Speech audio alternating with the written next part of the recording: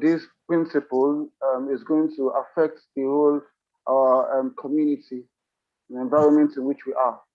And we're going to be discussing about Zakat, the Pancea to effective poverty alleviation. And we have our speaker amidst us. But before we start, we are going to have an opening dua. Before we do that, my name is Abdul Wahab. I'm going to be our host moderator for today. And to join me in that is my friend, Engineer Lukman Hassan. Engineer Lukman Hassan, can you say testing to the house? Now, Assalamu alaikum wa rahmatullahi wa barakatuh. Wa alaikum assalam wa rahmatullahi wa barakatuh. So inshallah, we're going to start with the opening dua, which is going to be taken by Dr. Zakaria Bamiru, but currently is not online, so we'll call on Dr. Odebi Jibril to give us the opening dua. Dr. Jibril.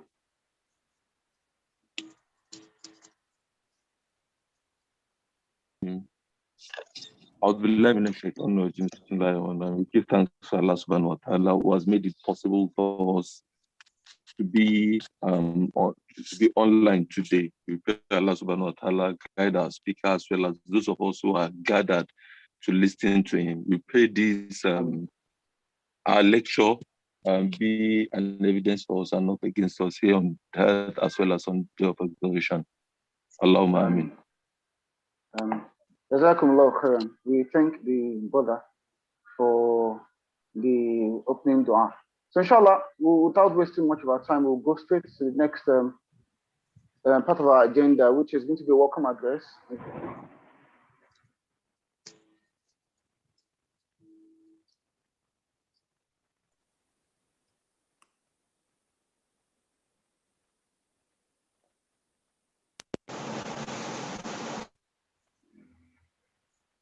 Sorry, can you hear me?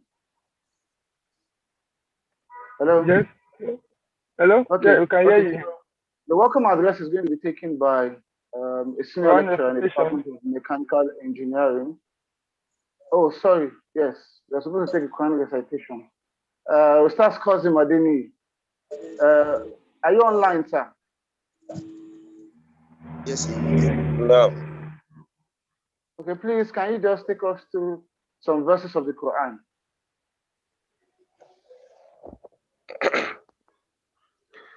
أعوذ بالله من الشيطان الرجيم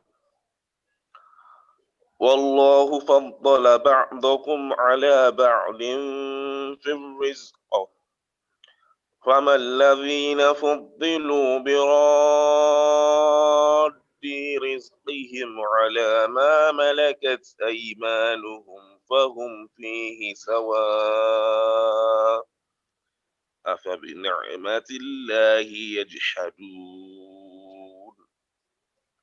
والله جعل لكم من أنفسكم أزواجا وجعل لكم من أزواجكم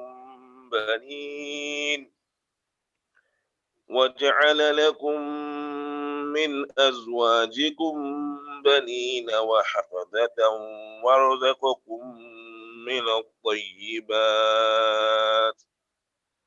أفبالباطل يؤمنون وبنعمة الله هم يكفرون ويعبدون من دون الله ما لا يملك لهم رزقا من السماوات والأرض شيئا ولا يستطيعون فلا تضربوا لله الأمثال إن الله يعلم وأنتم لا تعلمون ضرب الله مثلا عبدا مملوكا لا يقدر على شيء ومن رزقناه منا رزقا حسنا فهو ينفق منه سرا وجهرا هل يستوون الحمد لله بل أكثرهم لا يعلمون وضرب الله مثلا رجلين أحدهما أبكم لا يقدر على شيء وهو كل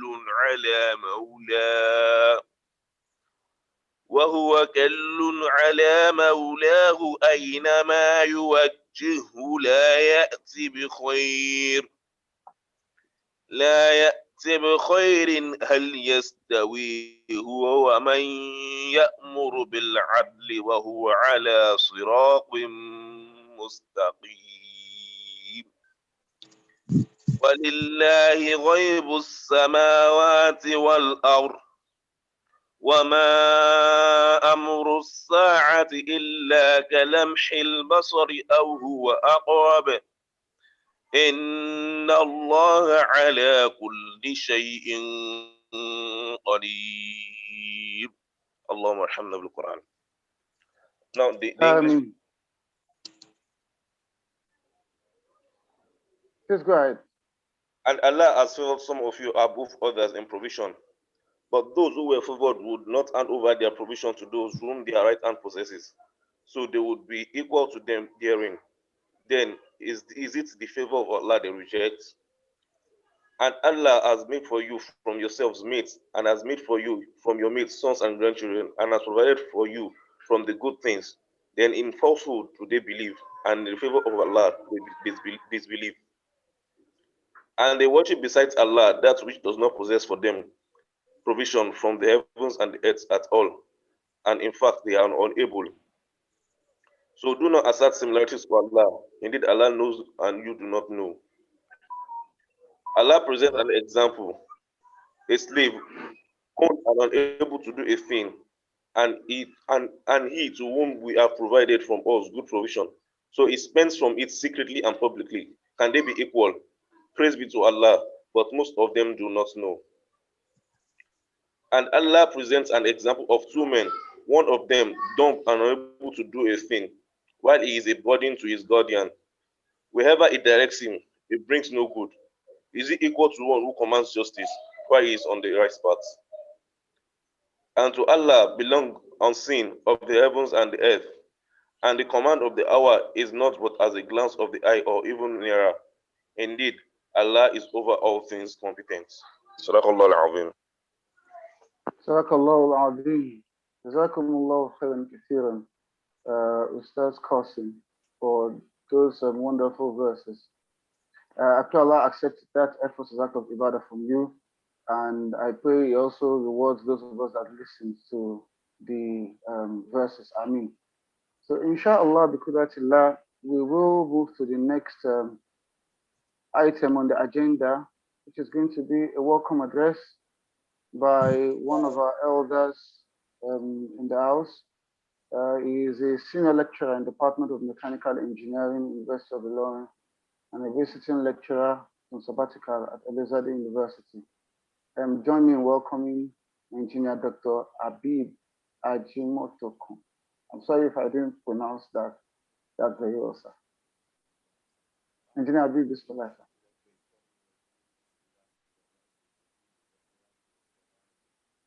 We cannot hear you, sir.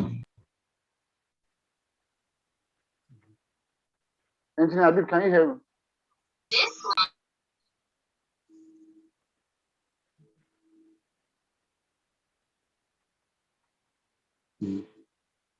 Can you? Hello, sir. Can you hear us, sir? You can't hear. You can't seem to hear you. Assalamu alaikum warahmatullah. Wa alaikum salam. Engineer Abib.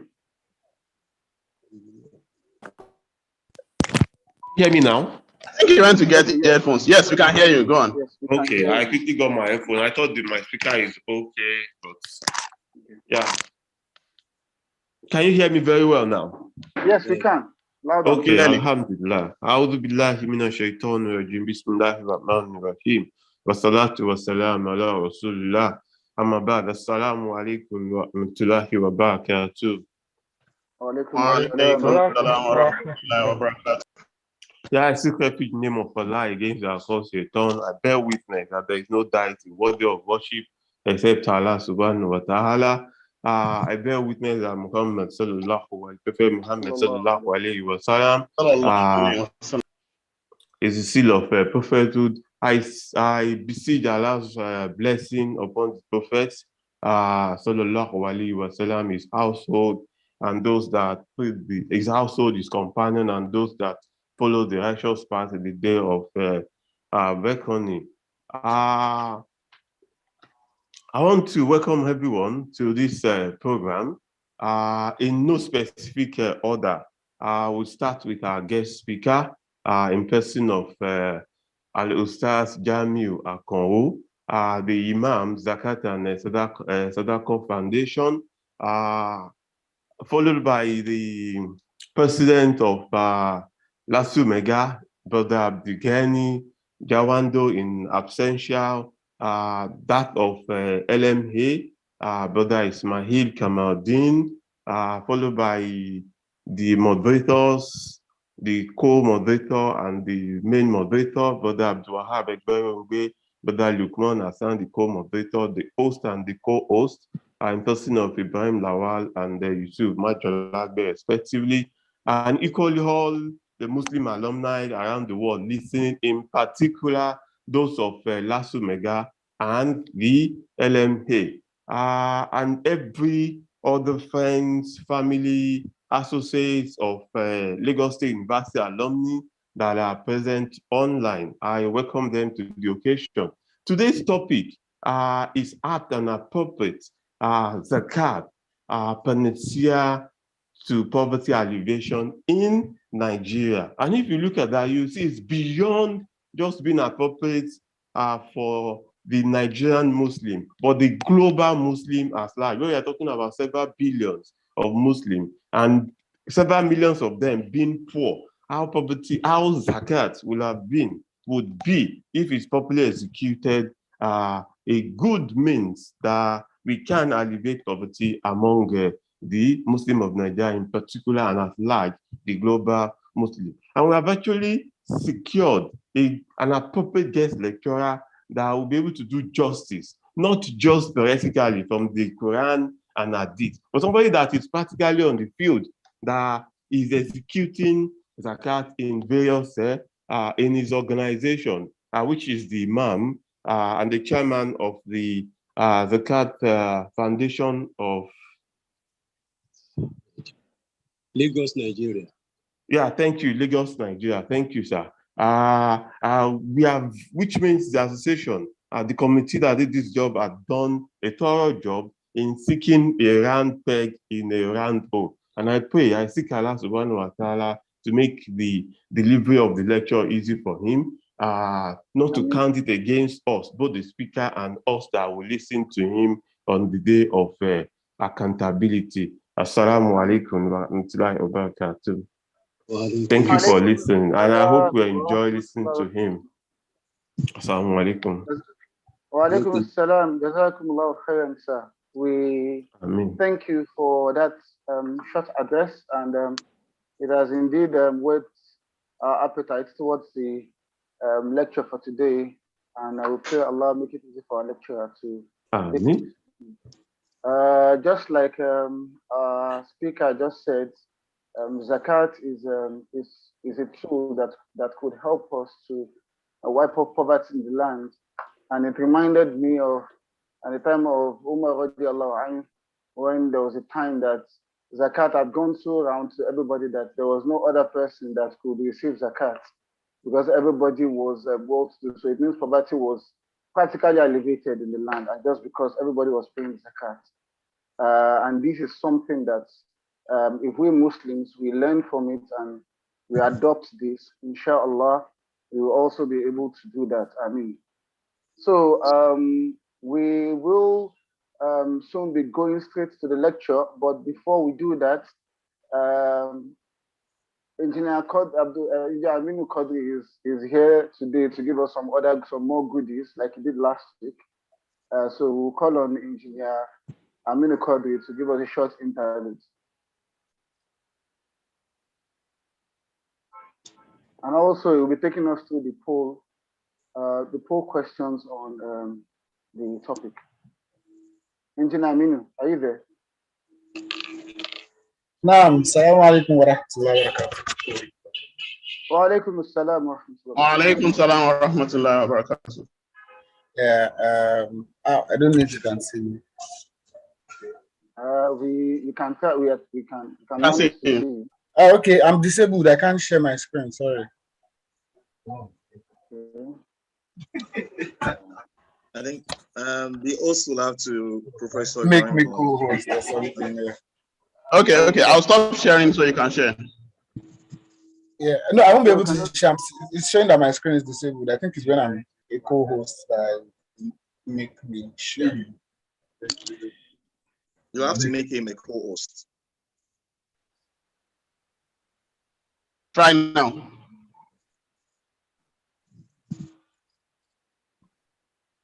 Okay.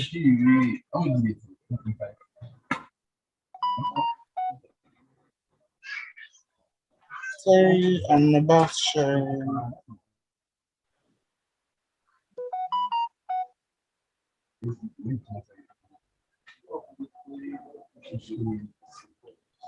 Okay.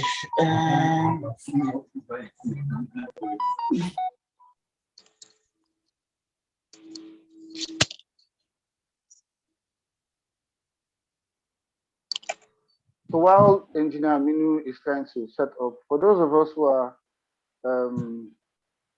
online, this is a Ramadan lecture that's been organized by the Lagos State University College of Medicine and Islam alumni and the Lagos State University Muslim Engineering Graduate Association, LASUMEGA.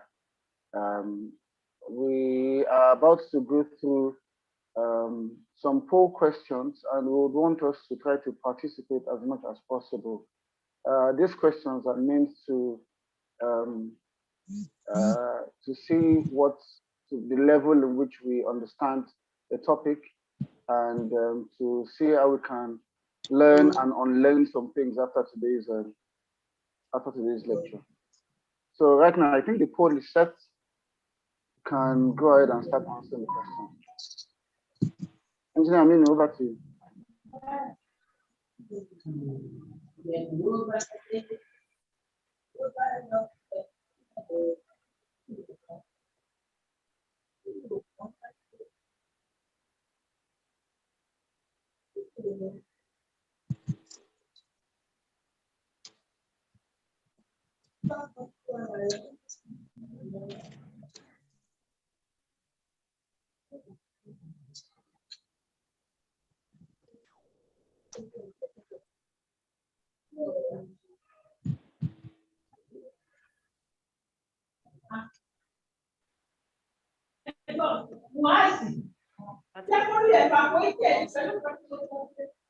Fatima, zone kìíní tí mò ń ṣe ní nǹkan tó ń sọ.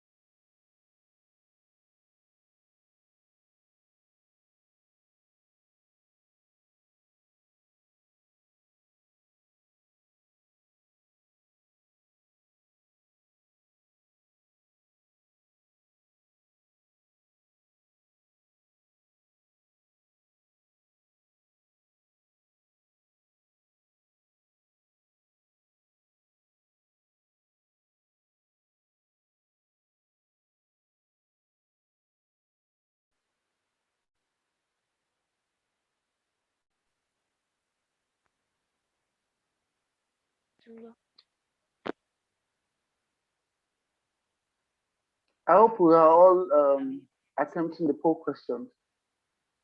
We have some few, like 1 or 2 minutes. 1 or 2 minutes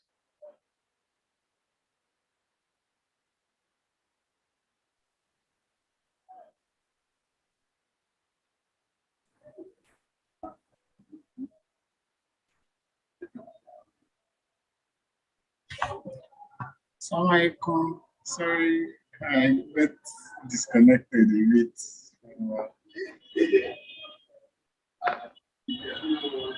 Hello, Welcome I'm back. back. Yeah, Yeah, sorry, I I got heard. disconnected. I think network. Yes, Yeah. please go ahead. Okay. Although I Yeah, believe people so started should I share my asking the screen right away? questions. Yes, you Yeah, can. okay, You so can. let's wait for them.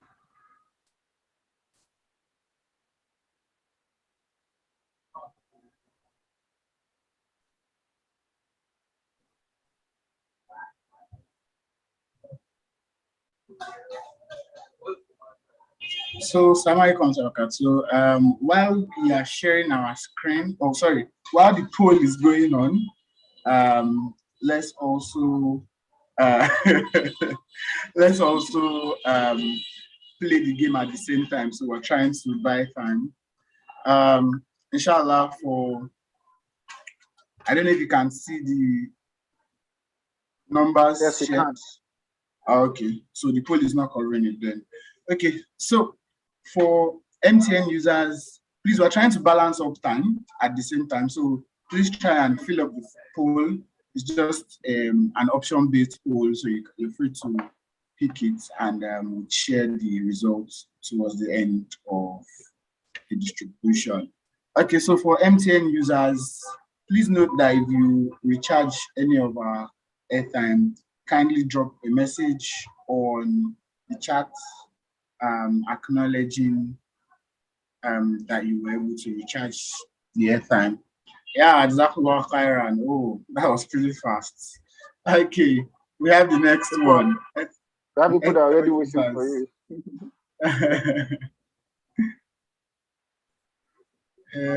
Airtel users. Oh, you're already sharing the results with the phone. I thought you wanted to wait till the end. Okay, so for Airtel users, let's go on. Let's make it a bit fun. Please let's ensure we listen to our lecturers. Oh. Okay, I think I started the poll all over again. Airtel users, kindly acknowledge in the chat box and say Khairan to LASUMEGA and LASU. What's the pronunciation for LASU? LMA. LMN. Okay, for LMN as well. Yeah. Okay. I'll move to the next one. So Glow users, let's see.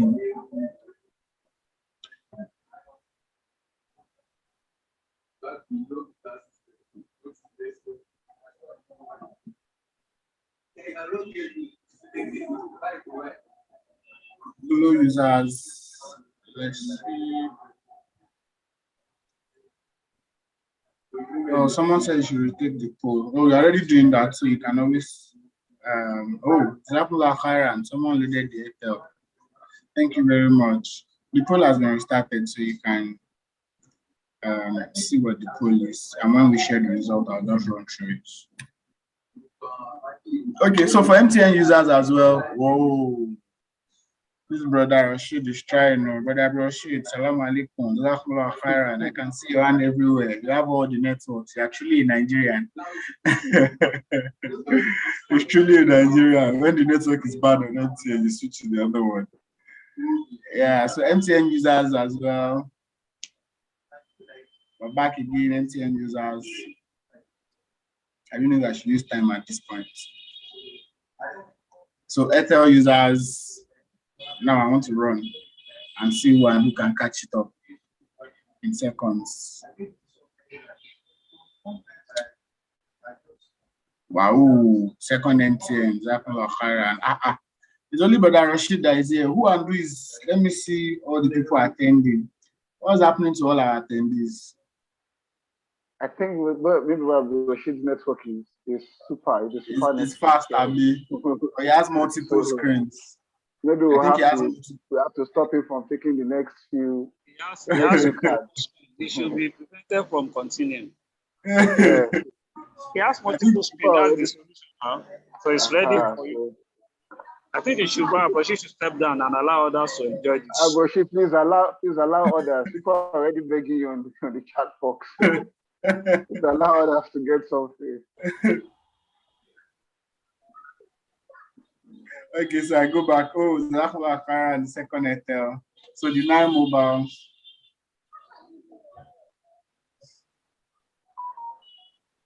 So the last one, let's wait for the last person. Last person. Right, bro, she don't let's do the last will. You know the last people, they don't get that. Okay, so the last person. Yeah, let me confirm that someone has the 9 mobile. Who has the 9 mobile? And we move on to sharing the result of the poll. After this, we'll just quickly upload the poll questions just for one more, for like 30 seconds before we take the results. I figured some people were not able to answer the question. Yeah. So we'll just probably just upload. Oh, thank you very much, 9 mobile users. Thank you very much for joining and enjoying that session. I don't know if it was boring or it was, but I think we enjoyed it because we had someone who was tormenting us with multiple screen. Barbara Rashid, thank you very much for joining in. Please, I think that's one of the things we're trying to endure. So we want people to like be active beyond just the gift session, but also during the lecture session as well. And may Allah accept from us as an act of ibadah and enrich us in knowledge. So this poll is still on before the result is shared. So we are going to take down the poll in the next 45 seconds. Please let's just go through it and answer. Yeah, just it's just an answer each. It's not an MCQ question, so it shouldn't take us much time.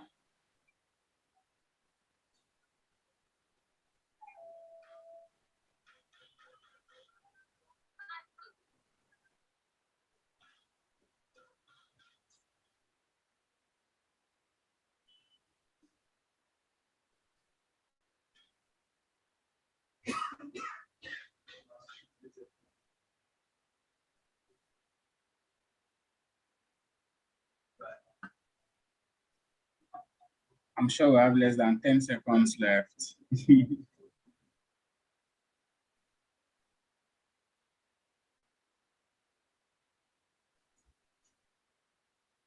Okay, I think we can go to the answers now. Yeah, so you can share the results. Yes, please.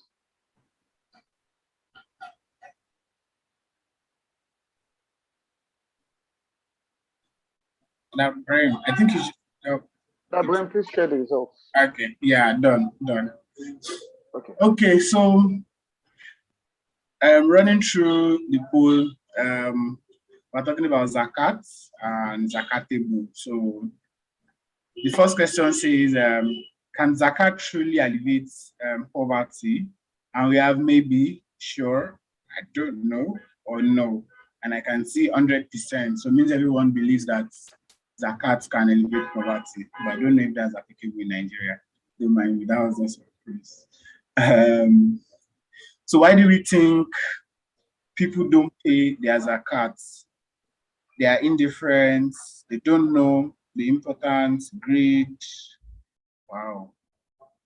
Fear of poverty, I don't know. So you don't know the importance as 70%, and that's the highest vote. So what percentage of Muslims do you think pay their Zakat? We have 5%, we have 5 to 10%, we have 10 to 25%, we have 25 to 50%, and 50% above. I think the one that has the highest votes is 5 to 10%, followed by 10 to 25%. So it means it's still very low number that pays their Zakat. Okay, the next question is, have you ever paid your Zakat? And I can see a lot of people actually did no. I don't think I have. Wow, so I don't always remember. I'm just indifferent about it. I've been paying. 30% I've been paying their Zakat. That's good. May Allah grant us. So the next one is Zakat a social obligation? Yes, no, maybe. Some people think it's maybe. About 90% thinks it's an obligation. So the sixth question says, do you believe part of your wealth is for the poor and the needy? Wow, everybody said yes. I like that. So the next question says, can paying Zakat improve the economic state of the nation? Everybody said very well. Do you think Zakat is a mechanized, is a mechanized or a mechanism for wealth creation? Okay. Do you think Zakat is a mechanism for wealth creation? Yes, I do. No, I don't. Indifferent. Yes, I do. Yeah, a lot of people think it is. And some people are indifferent. So the ninth question, are you eligible? Are you eligible to pay Zakat? 30% said yes. I don't know if everyone is. 30% said no, not sure. And 40% said they are close to paying. So a lot of us are close to paying Zakat. Do you pay your Zakat in Fitri? Okay. And no so it means a lot of people actually do pay their Zakat in Fitri. That's the highest one. We have yes, very well. Paid on my behalf. People pay on your behalf, and we try to pay. May Allah make it easy for us. So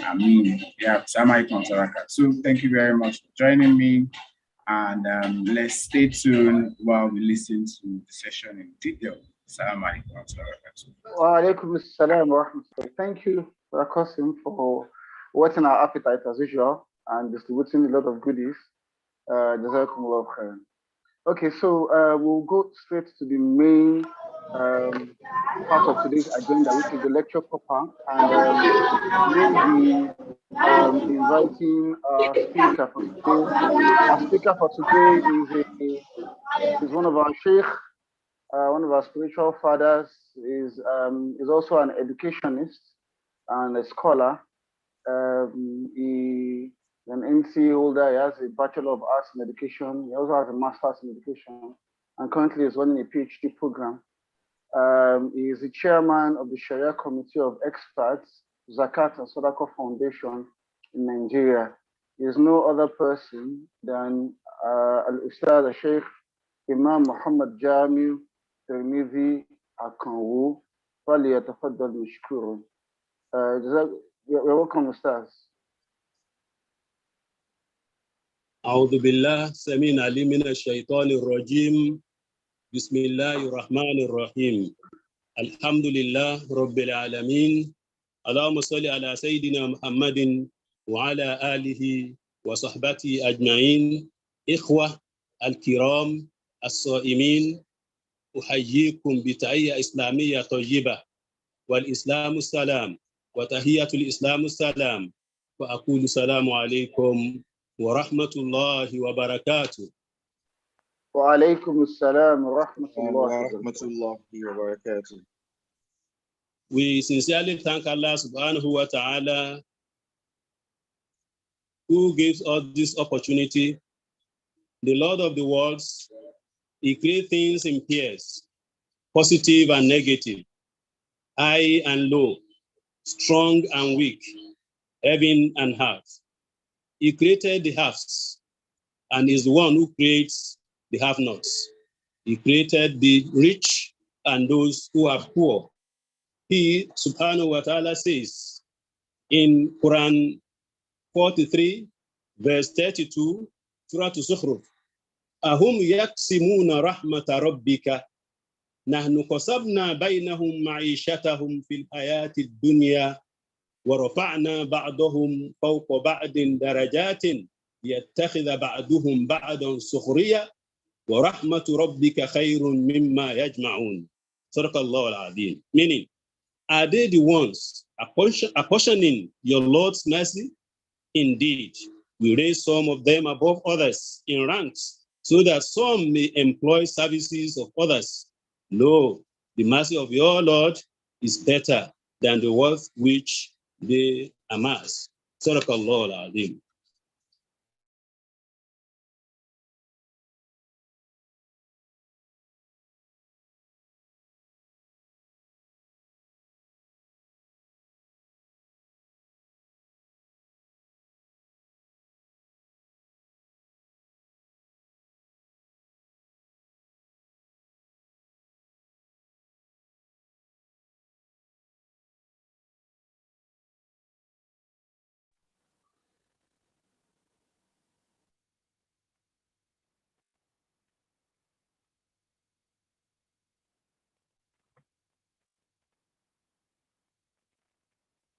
I think our lecturer is having a technical challenge. Or am I the one that is lost? Yes, I think Ustaz has a technical challenge, although he's still online. Okay, now he's offline. We hope he comes back on soon.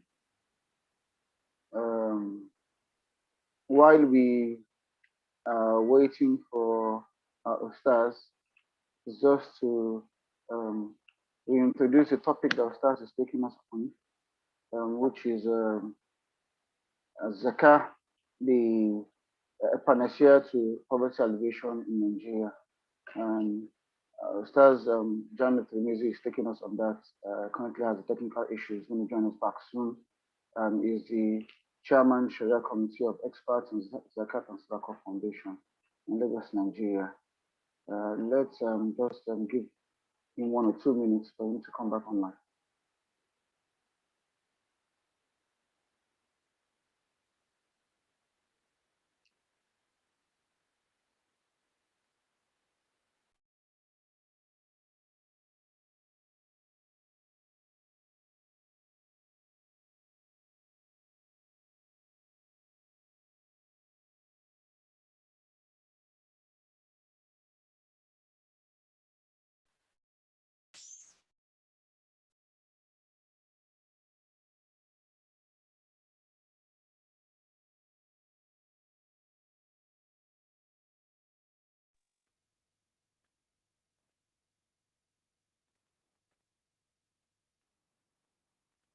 Now, and in addition, before Ustaz comes back online, just a recap of his profile.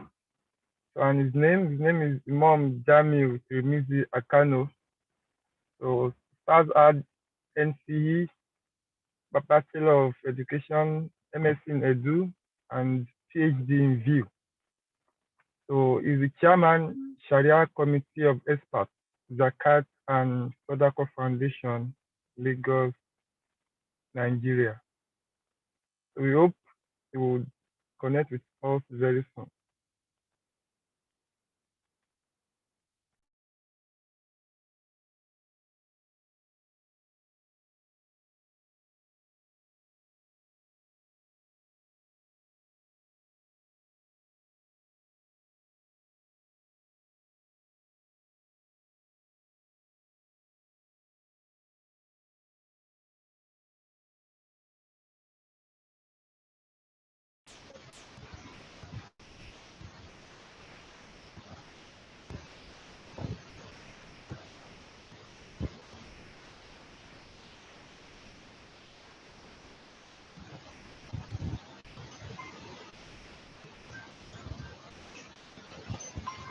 Assalamu alaikum warahmatullahi wabarakatuh. Assalamu Wa alaikum alaikum salam wa rahmatullahi wa barakatuh. Wa alaikum assalam wa rahmatullahi wa barakatuh. Probably we shift over to this one. Okay, sir. Okay.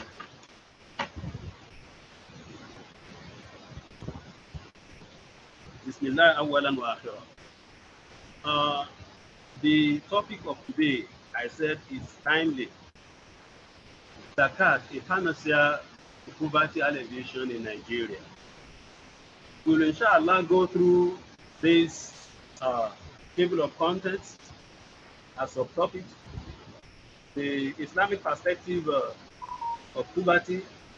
We want to look at poverty, the causes, its danger, Nigeria poverty rate at a glance. We want to look at manifestations of poverty, causes of world poverty, and Nigeria in particular. We want to look at Islamic Pancea poverty with emphasis on Zakat, the third pillar of Islam. We want to look at position of Zakat in Islam, how Zakat swept off poverty at a time. Some notable recipients, past and present. We want to look at gifts for Nigerian Muslims as far as Zakat, as far as the payment of Zakat is concerned. Then we want to look at Lagos State as a case study too, in terms of payments and distribution of Zakat. Zakat, Zakatul Muqtadibin, want to look at the Zakat from Muslims in diaspora, whose responsibility is Zakat, paying and collection and distribution. A colonial explorer attested to the Zakat and the wealth of Muslims in those days when they were exploring, especially the African country. We want to look at the challenges hindering the collection and distribution of and effectiveness of Zakat in our area here of the globe. Then what are the challenges? What are the benefits of Zakat so far? What advice do we have for one another? Then we conclude with appreciation and dua, inshallah.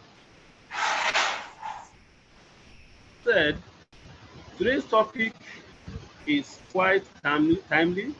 Human beings are more civilized and could easily tap their natural resources faster and better ever than before. The reality of the day is that the rich become richer while the poor soar deeper in abject poverty. The world as a whole cry poverty, poverty, poverty, a woe. And the most pandemic social disease in the year 2000, poverty alleviation talked to United Nations Global Developmental Aid Goals. Thus, they agreed to eradicate extreme poverty and hunger.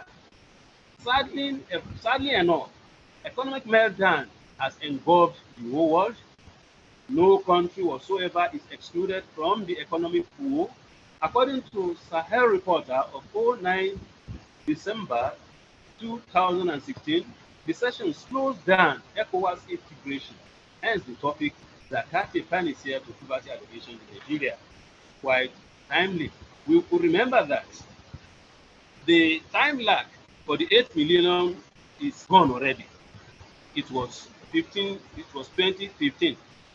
When the UN reviewed, they called that we couldn't achieve it globally. Then they also added another 15 years. We are looking towards 2030. We have just about less a decade to see how effective with the 17 SDGs, which eradication of poverty and extreme hunger top the first two of the whole 17. We pray that by the time we listen to this lecture, we will see that Zakat is being used at a time during the lifetime of Prophet to eradicate poverty in the world. In the time of Umar bin Khattab, the first Umar, it eradicated poverty. Likewise, when Umar II, Umar bin Abdulaziz also came up during the Umayyad dynasty, Zakat also eradicated poverty.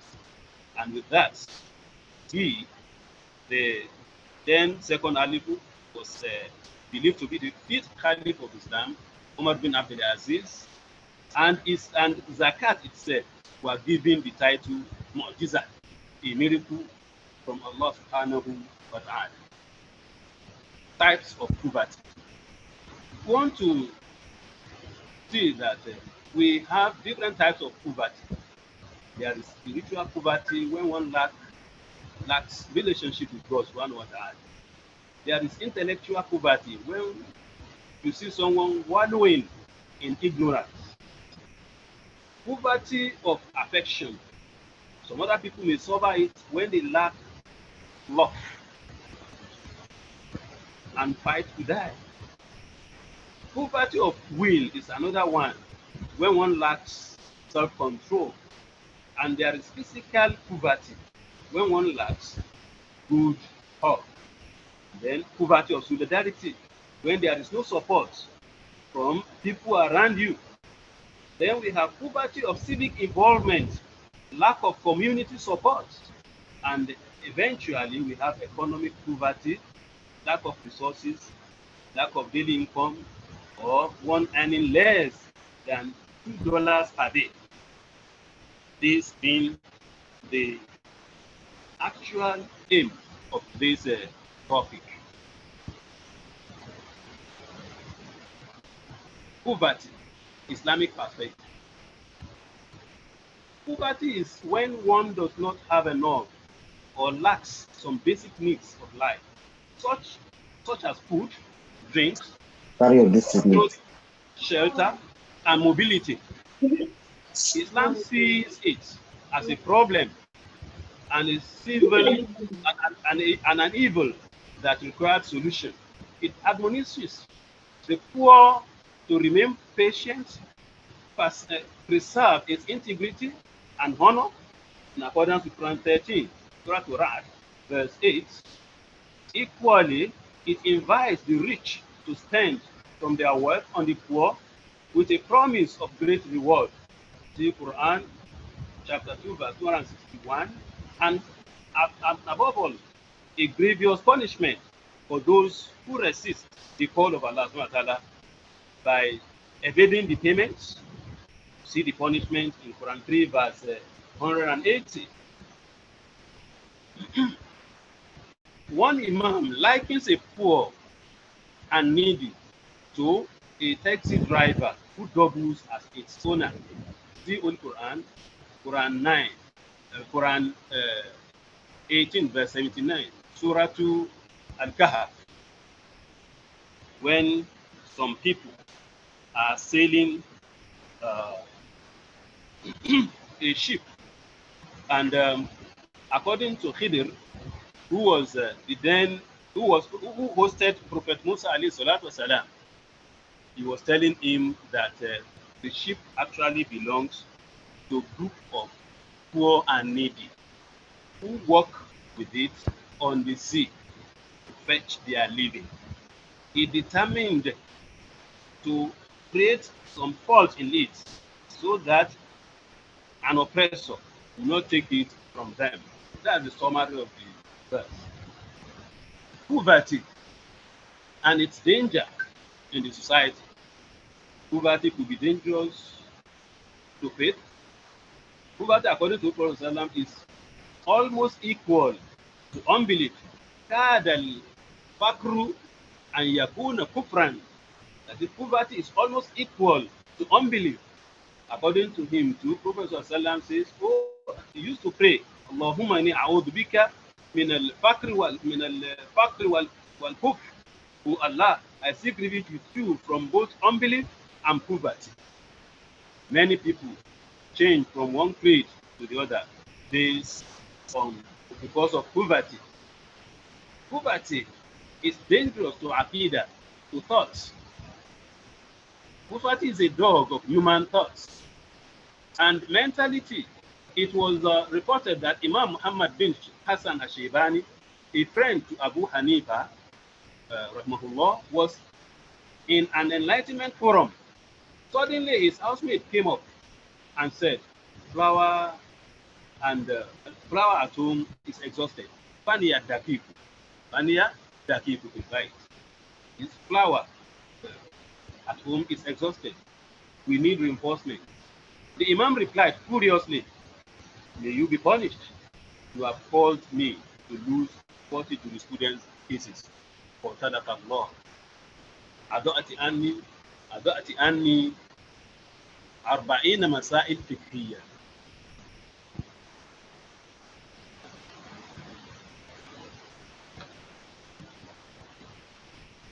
Poverty will also be dangerous to family life. But when you look at Quran 24, verse 2, to verse 32 to 33, Allah subhanahu wa ta'ala there is telling us to marry when we have the means. By the time we do not have the means, Allah subhanahu wa ta'ala wants us to endure. He wants us to be fasting. He wants us to be patient. Poverty is a great predicament to the continuity of marriage, and it destabilizes factor. It's a destabilizing factor to cause it dissolved.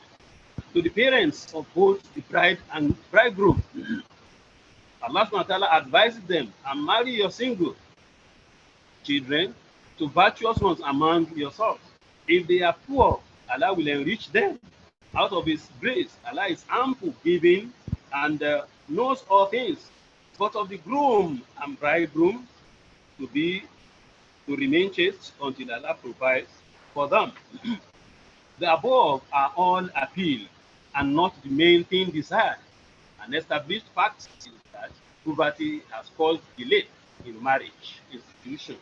It has prompted termination of pregnancies. See Quran 6, verse 151, Quran 17, verse 31. وَلَا تَقْتُلُوا أَوْلَادَكُمْ مِنْ إِمْلَاقٍ وَلَا تَقْتُلُوا أَوْلَادَكُمْ خَشْيَةَ إِمْلَاقٍ. It often led to marriage dissolution. Poverty, a pandemic societal disease. It's an obstacle to progress and advancement. Nigerian borrowed, for example, in the past, 5 million and paid 16 million, and yet left with a balance of 28 million. Poverty, in the first instance, led the nation to gross indebtedness, and as such, developmental and projects are either delayed or abandoned. It often restricted love, cohesion, and brotherhood among the citizenry. Rather, it promotes agitations, protests, strike actions, arson, loss of life and property, puts limitation to healthcare delivery, imbalanced dieting, unfriendly environment, poor shelter and accommodation. It often led to booming economy, bad roads, fluctuating electricity supply, relocation and closure of industries. It puts security of the state at stake. I wonder a hungry man in state defense, what could he achieve for the nation when he's hungry? Don't you think he will abate and betray his country? If we look at a glance to the rate of poverty across the years in Nigeria, see that from 1990 to 210, the poverty rate in Nigeria is ranging between 54% to between 45% to 70%. It's rising higher and higher. It was very high in 2001, but what between 2011 till date, 2023, every one of us are also witnesses to whether the situation is better than what we have between 1990 and 2010. But in a nutshell, we want to look at manifestations of poverty in Nigeria. We experience mass unemployment. At least 80% of human lives live on less than $10 a day. There is mass emigration of experts and professionals in search for greener pasture. Even my audience today, they are a proof of this mass emigration from our country, from our noble country, elsewhere. University graduates working for more than a decade, having no access to personal care and personal shelter. It's a manifestation. We experience a very high rate of indebtedness, poor infrastructure, no electricity or epileptic electricity, no frequent water supply, companies holding up, low productivity, high dependence on imported goods, workers' persistent agitation for better pay and strike action, concern of the constituted authorities, both local and global, to poverty eradication, or at least with some efforts put in, they wanted to alleviate it during the lifetime of our leaders, the first executive president of Nigeria in 1979 and 1983. Operation Feed Nation was shining during the lifetime of President Sheikh Shagari. Then we have Operation Green Revolution. We have the Niger River Basin Authority, Social Adjustment Program, and Better Life for Rural Women. All together, these three together, during the lifetime of IDB. We have NAPED, we have NAPED, and above all, the 8 millennium goals, which number 1 is poverty eradication, as mentioned earlier. And currently we are having the 17 SDGs. And the first 2 clauses there also talking about poverty eradication and hunger, and wiping off the hunger society. Our former president informed formally or officially that Nigeria is broke. The current economic recession is also attesting to that. Then 10 billion naira partnership project with KB State on rice production is also a manifestation that we want to see how best we can at least wipe off hunger from our society. We may also need to know what are the causes of this poverty in Nigeria and in the world at large. The first, if we Islamically look at it, the first is the unlimited usury in banking system. See Quran 2 verse 275 to 281. Aklu riba, that Allah subhanahu wa ta'ala waged war against. There is high rate of indebtedness. We have talked about this in the past.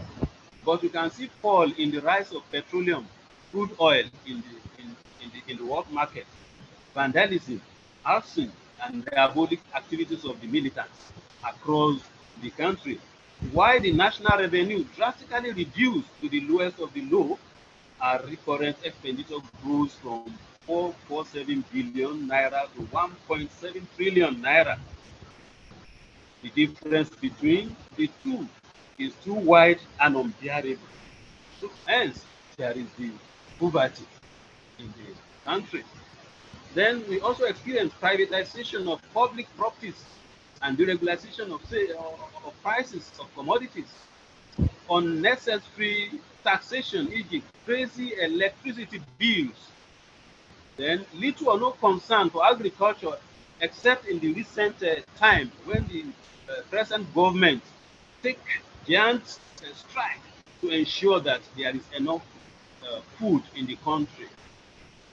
Fourth, faulty policy of education, negligence in the area of technical education, then observable laziness in our youths, love for football, music as profession, better than what can fetch us food in this food security in the country. We also have, if we look at the solutions to this problem Islamically, Islam has, according to Imam Yusuf Qaradawi in his book, Mushkilat al-Fakri, Kayfa Alajaha al-Islam, the problem of poverty. How did Islam as a religion tackle it?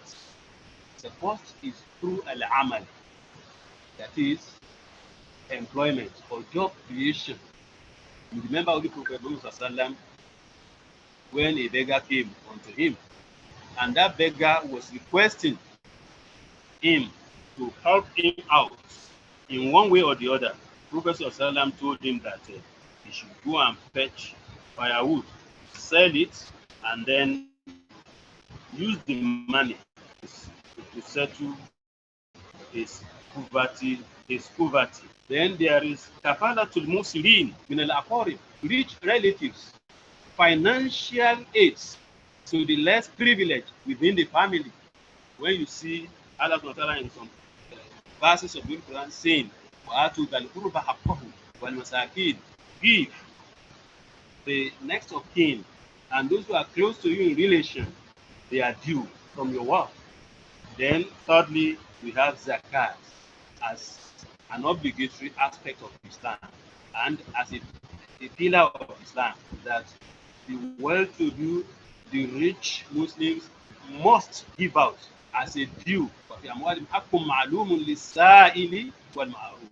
And in about 83 places in the Holy Quran, Allah SWT connect between zakat and salat, so that the way we used to perform salat 5 times on daily basis, it will sound in our ears that wa aqimu salat wa atu zakat, keep on praying regularly and pay zakat accordingly. So the way you are observing salat, if you established, if you are well established on heart too, you're supposed to do same for the payment of zakat. And I used to say, when we talk in public, that if Muslims who are supposed to pay their zakat are actually paying it, as one of the questions that came before that preceded this presentation said, are people paying zakat? If those who qualify to pay zakat are actually paying it, then we will see that on daily basis, zakat foundations, zakat commissions, zakat ministries across the world will be busy on daily basis receiving and distributing zakat. And we will not only have the peak period as we are having it only in the month of Ramadan. Then there is the bailouts from public treasury, and that is what we call kafalatul khazanatul islamiyya, and there is as-sadaqatul ikhtiyariyya, voluntary sadaqat, and we have ijabu huquqin ghairi islamiyya, that is special levy on the tax and privilege besides zakat. When we have such a thing like about 2 years ago when we are having the COVID-19, people pay zakat in advance twice in the year, and people will also increase the payment of their voluntary zakat, and besides that, they should also pay special levy on the herbs, from the earth. If we are having Muslim authority, they could request from those who have to alleviate the problem those the have-nots are having them. Let's look at zakat. The first one, the first means of what we call it, alleviation of poverty, is the al-amal. But want to quickly go straight to the main point, which is zakat. Want to look at zakat as a panacea to poverty eradication. I have the caption: Zakat sweep up poverty. Zakat sweep up poverty. Go to page 33. Go to page 33. 33. After the general awareness and stressing the importance of zakat as a formidable pillar of Islam, the Prophet ﷺ appointed zakat workers, or we call them umal in Arabic term, or musaddiq, according to the later Muslim authorities who came after the Khulafa, among whom we have Mu'adh bin Jabal, whom the Prophet sent to Yemen to tell them. You remember the hadith we put when we discussed Zakatul Amwal Mustafada, other earnings beside the itemized, what we call it, itemized product of zakat.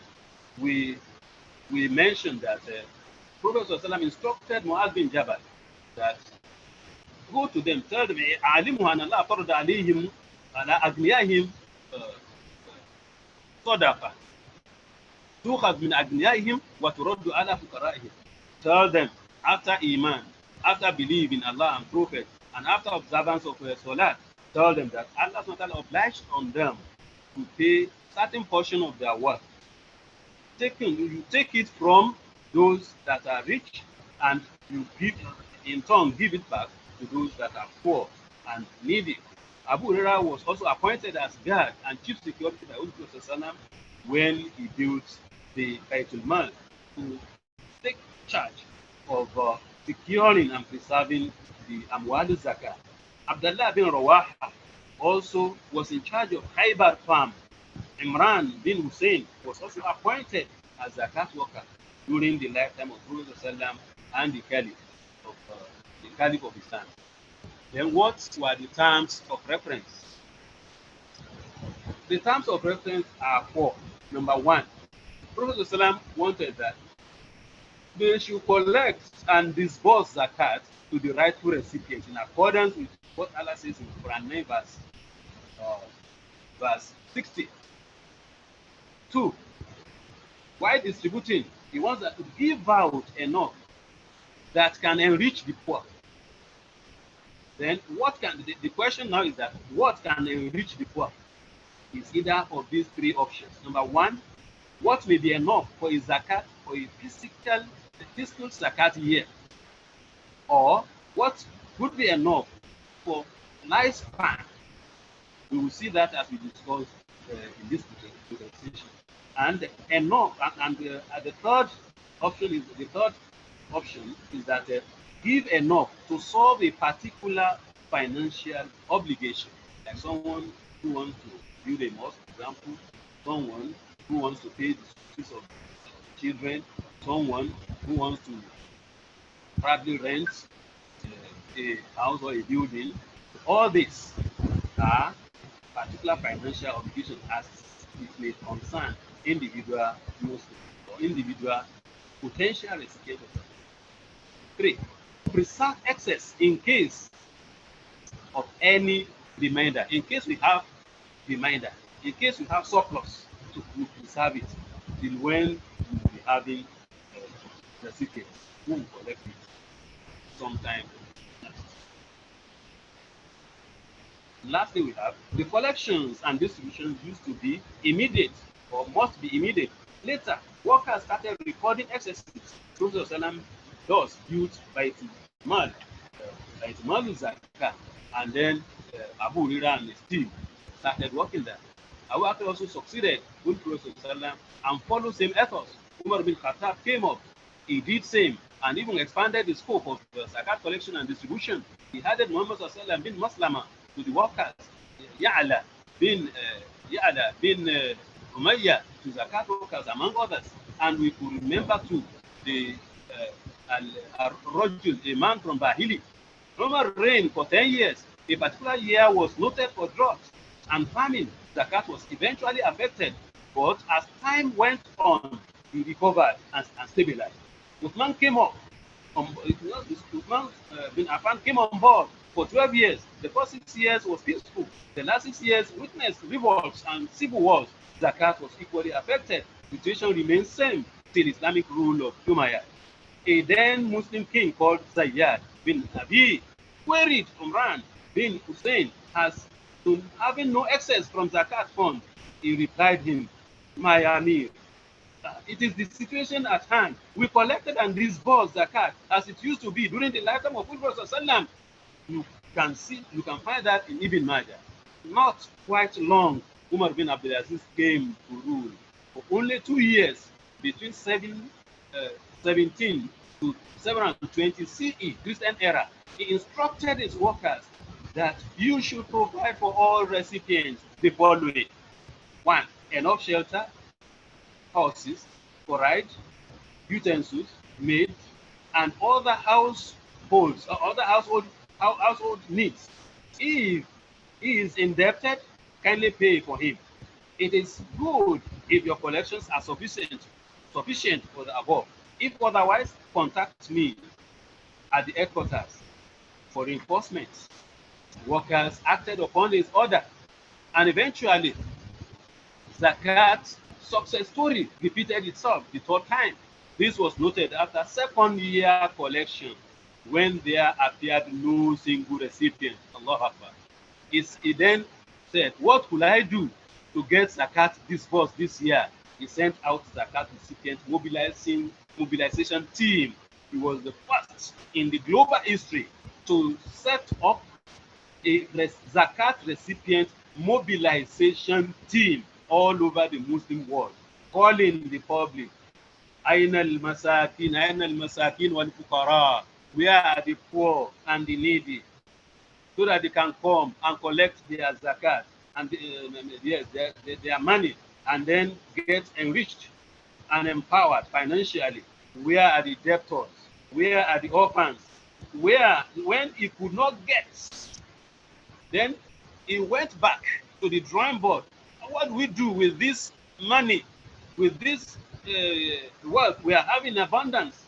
Then the Halushura, people of people who happen to be his ministers and consultants, said, what about those who are planning, those who are intending to marry? Let's give them and say to them, there and then, he sent the mobilization team to keep asking the public, where are those intending to marry? It is then he got some recipients of Zakat. If you look at a book written by Imam Ibn Kathir, we call it Hidayat wa Nihaya, volume 9, page 200, that I may provide for their needs. Thus, Umar bin Abdul Aziz was given the title Al-Mu'jiza, the miracle of Islam, because it had happened, it had been over a century, the experience such in the Muslim world. If you look at a book, we call it Al-Khulafa, the Caliph, page 55, written by Muhammad Khalid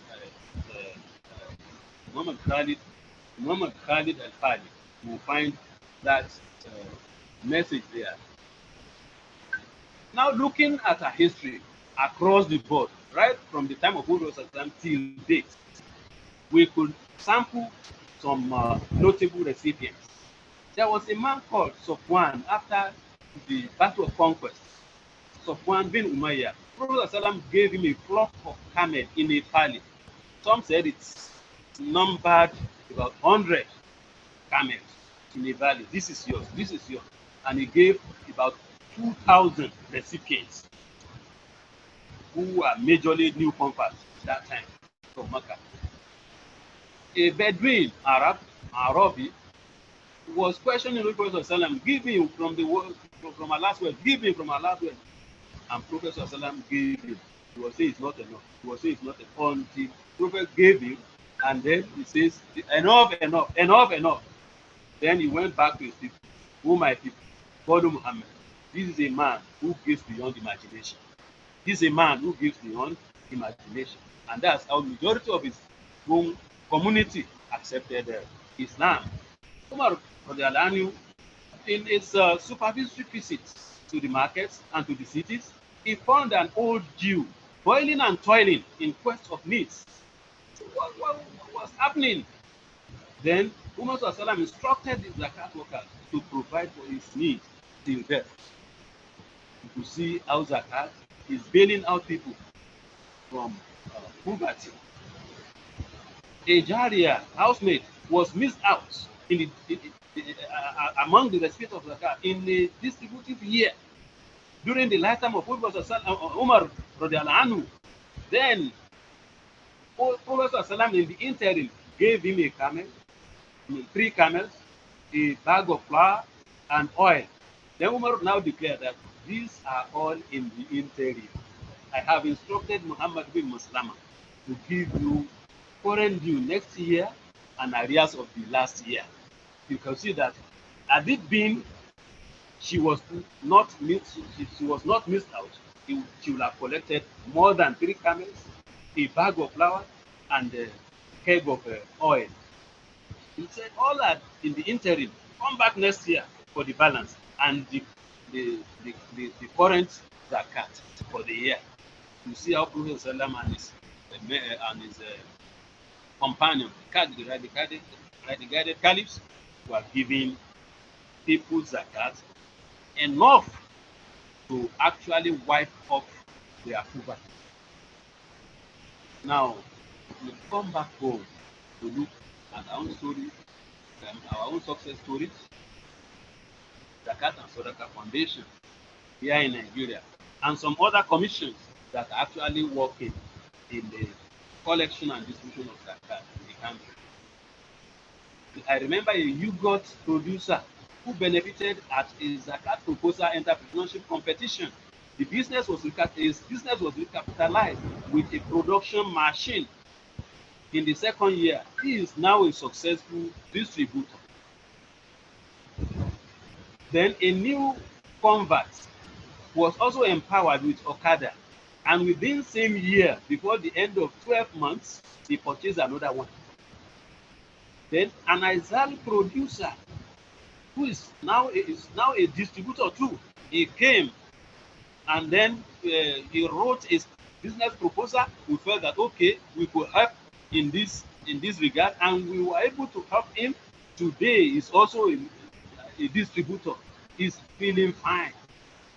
I also remember 1433, 2011 Zakat distribution witnessed a good number of people with terminal diseases, managing with these diseases, hole in the heart, cancer, fibroid, kidney transplanting, and many more. Alhamdulillah, they were all bailed out with Zakat fund that year. In the Ripotora conference at Sokoto, Kano State Zakat committee gave report of a woman who was also missed out from that year's distribution. They were able to gather for her in the office only 3,000 naira as interim, like it happened to that Jariya who was missed out during the time of Omar bin Khattab. This woman came back next year, mother of three orphans who could not get a shelter last year. After getting a shelter, they told her, go and do business with this 3,000 naira in a market. He went to the market and started selling popcorn. She and the children will eat from the popcorn and then sell to people. He buys and resell, and the second year she came back with 70,000 naira that they should distribute this to others who are less privileged. And alhamdulillah, she confessed that she's now bailed out from economic wants. She's now feeling fine, now feeling well. So now let us look at this gift for Nigerian Muslims. If really, for example, this year, 1443 Ramadan, will do us better ever than before.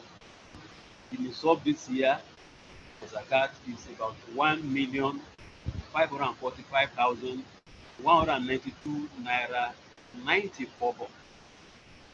The deductible amount as Zakat is 38,000 naira 30,629 naira 82 bob.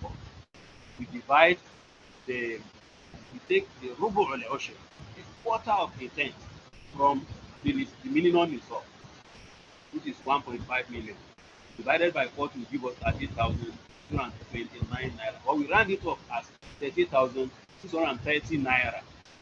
Reasonably enough, 1 million Muslims will qualify this year from both private and public sector, inshallah. So this will give us, if all the 1 million pay their zakat, we give Nigerian zakat commission, zakat foundation, zakat committees an amount of about 38,629,820,000 naira over 38 billion naira will be realized minimally. Imagine 30,000 needy across Nigeria benefit at the rate of 1 million naira each. If we feel that the poverty level is more than that, we could reduce it to 500,000 each for each beneficiary. Then we'll be having about 76,000 needy and poor benefiting. That's to say, nothing less than 2,000 beneficiaries across each state in Nigeria. And about 152,000 needy will benefit if we further reduce the share of individual potential Zakat, what we call it, recipient, to 250,000 naira each. The calculation here is the minimum, and besides, we have multi-billionaires and trillionaires among us. If we are united and focused within the next 1.5 decades, or less than that, inshallah, poverty will be eradicated completely from our society called Nigeria and the neighboring countries. We did some survey in West Africa, 2017. We look at the 5 richest Muslims in each 17 states, so 17 countries of West Africa. We discovered that a richest man, one man among them, who pay all that we have said, the whole minimum of Zakat payers, about 1 million we are talking, that may qualify this year, for example. One single richest man in Nigeria will pay more than that. If we are organized, if we are united, we pray that Allah will bring us to that level. Lagos State. I want to come to Lagos State because 60% of economy, or Nigerian economy, dwell in Lagos. So 60% of financial houses, banks, and financial institutions resides in Lagos. Most of the largest manufacturing companies in the world are here in Lagos. Lagos, they say, is the giant state of Nigeria in terms of economy. If 20% of the eligible payers are estimated to come from Lagos, at least, then we shall have a sum of about 38,000 naira times 200,000. That will give us about 7.6 billion naira. And that's really, this amount can go around a number of about 7,600 beneficiaries divided by 56 SCDAs in Lagos State. That's to say, we shall be having about 136 beneficiaries at each local community development areas, LCDAs, with 1 million naira each. If we further reduce it, break it into two, that we look at the present state of poverty, then about 271 benefit at 500 naira each, 500,000 naira each. And if we come to the lowest level, as we have it the other time, of an amount of 250,000 naira each, we will at least per LCD give benefit in the sum of 543 beneficiaries each across the state. The 543 times 56 LCD. You will see that as my audience, within the next 1 decade, poverty will be forgotten. Will be a forgotten phenomenon in our society. So we have other means, but besides that, we will not look at others than Zakat. I want us to look at Zakat al-Muqtaribin. Zakat al-Muqtaribin. Go to page 45. Zakat al-Muqtaribin. Zakat al-Muqtaribin and Nigeria. I call it Zakat al-Muqtaribin and Nigeria. Zakat from Nigeria Muslims in diaspora. 2 things are expected from you, those of us who are abroad, who are overseas. The first is payment of their own zakat, payment of their zakat. So us here in the country, because we feel that the poverty rate here is higher than where you are there. Secondly, networking. We want you to connect between Zakat and Zakat Foundation and the sister organization abroad, overseas there, who are doing same work with what we are doing in Nigeria, so that they can also extend their generous hands to us whenever they have excess or surplus in terms of collection and distribution for the Muslim professionals abroad. Let's put them at about 2,000 paying zakat this year, for example, across the globe. Let's say Nigerian Muslim professionals working abroad, and their potential zakat payers. Let's just come with rough estimate of about 2,000 paying zakat this year at the rate of 38,629 or 630 naira. If that one is multiplied by 22,000 payers, then we shall be having about 77 million naira, about 77.2 million naira. This could be translated to about 77 poor needy benefiting at 1 million naira each, or 154 beneficiaries benefiting at 500,000 each, or 300,000 benefiting at 250,000 naira each. This is also a substantial contribution to the eradication and alleviation, or at least alleviation of poverty in our country. It can also go a long way in poverty eradication in Nigeria. Once again, all calculations are in the list we can achieve better and greater than that. Then, zakat collection, zakat distribution. You may ask, whose responsibility? It starts with individual Muslims. There had been a question there earlier that, do you think zakat is compulsory? Social obligation?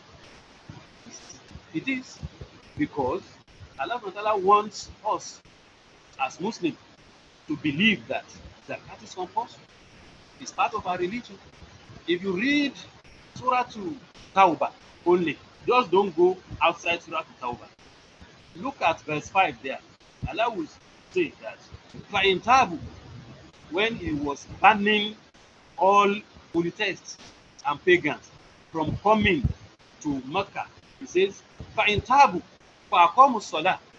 if they repent and they start praying regularly, zakat, and they start paying zakat accordingly, then you can allow them to transfer to traverse on earth. So that's to say, someone, a Muslim who is qualified to pay zakat, and if he doesn't pay zakat, is not worthy to traverse, to step over the soil called health of Allah subhanahu wa ta'ala. Is not worthy. He's supposed to be somewhere else. Either in prison or inside the soil as dead. It's better for him. Then in verse 11 it says, فَإِن تَابُوا وَأَقَامُوا الصَّلَاةَ فَإِخْوَانُكُمْ فِي الدِّينِ. If that's the same Surah 9, Surah Tawbah, Ayah 11, is saying that فَإِن تَابُوا, if they repent, وَأَقَامُوا الصَّلَاةَ, and they observe their salah, وَآتَوُا الزَّكَاةَ, and they pay zakat, فَإِخْوَانُكُمْ فِي الدِّينِ, so they are your brothers in faith. So that's to say, anybody who does not pay zakat does not qualify to be called Muslim. So it is a responsibility of individual Muslims. It is responsibility of individual as Muslims to believe that zakat is obligatory. Now, that will serve as a good platform and a fertile land for him when he becomes rich to pay zakat. If he doesn't have it under the in his mind that zakat is obligatory and it's a pillar, undebatable pillar of Islam, then he may not pay it. So the responsibility starts from individual. Then next is the Muslim ulama to create awareness, to help the course of collection and distribution with useful fatwas rather than bringing up retrogressive fatwas or antagonistic one. Then come next the well-to-do Muslim as potential zakat. People will look onto them that this man supposed to be zakatable. This person supposed to be a potential payer of zakat. Then Prophet Sallam, he used to send to those ones. Likewise, we can send to them. This man, this brother Abdurrazak, brother Abdullah, brother Muhammad, let's assess you, whether you are zakatable or not. You should not refuse. Then next are the Muslim organizations, like we are having LASUMEGA and LMA, forming a body, listening to the lecture on zakat, collection, distribution, then looking at themselves as potential payers of zakat, organize themselves and pay their zakat en bulk to Zakat and Sadaqah Foundation. Don't laugh at me. To Zakat and Sadaqah Foundation or to any other zakat commission in the country or zakat committee closer to them. Then other institutions of zakat or other institutions of Islam should also patronize the awareness, creation of awareness, take up the collection of zakat, takes up the distribution of zakat, and individual mosques, especially central mosques and some other corporate mosques, even compound mosques. According to Professor Isaac Oloyede, he says we are having now, in the past we used to have raw TB mosque and central mosque, Jawami, but today we are having about 4 categories of mosques. So the part of it, the rawatib, we are having some corporate mosques. We have the like of 1004, the Rustin Mosque. So these mosques are corporate mosques. That when you look at the congregations therein, they are people who are well established. That Allah talks about them. Surah Al-Ladina imakannahum fil ard aqamu as-salah wa atu az-zakah wa amaru bil ma'ruf wa nahaw anil munkar wa lillahi akbatul umur. Those, when we firmly establish them on earth, what they would, as authority, what they would do is that officially they turn Salat into state affair. They also institutionalize the payment, the collection, and distribution of zakat. And that's where we are seeing kudos of states like that of Sokoto in terms of having legislation at the state level, making it compulsory for all the indigenes of Sokoto State to pay their zakat. So zakat and Surah and Waqf Commission, it has a commission, not committee now. Some other states are doing there too. States like Zamfara. Then why don't we have such? We are in all places that we are having Muslim majority in Nigeria. So we look at some mosques that they're able to collect zakat and distribute it. Then government comes next, and the policymakers, Muslim government and Muslim policymakers supporting the payments, the central payment, collection and distribution of zakat. And until we shall be having the global caliphate that now unified the role, the line of the Muslims, unite them and turn zakat to what it used to be during the lifetime of the 2 Umars, 4 caliphs, and the prophetic era. Allahumma ameen. Then the generality of the Muslim Ummah. All these are big responsibilities. Before challenges, I want us to look at a colonial explorer in 1835 when he's reporting to the British Parliament. He says, I have traveled across the length and breadth of Africa, and I have not seen one person who is a beggar, who is a thief. Such wealth I have seen in this country, such high moral values, people of such caliber that I do not think will would ever conquer this country unless we break the very backbone of this nation, which is our spiritual and cultural heritage. And therefore, I propose that we replace our old and ancient education system, our culture, for the African, if the Africans think that all that is foreign and English is good and better than their own, they will lose their self-esteem, their native culture, and and they will become what we want them to become. Truly, that is truly dominated nation. Truly a dominated nation.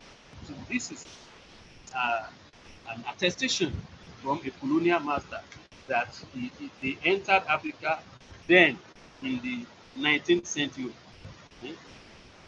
early and mid 19th century, 1835. He's reporting to the British Parliament that he made Africa rich.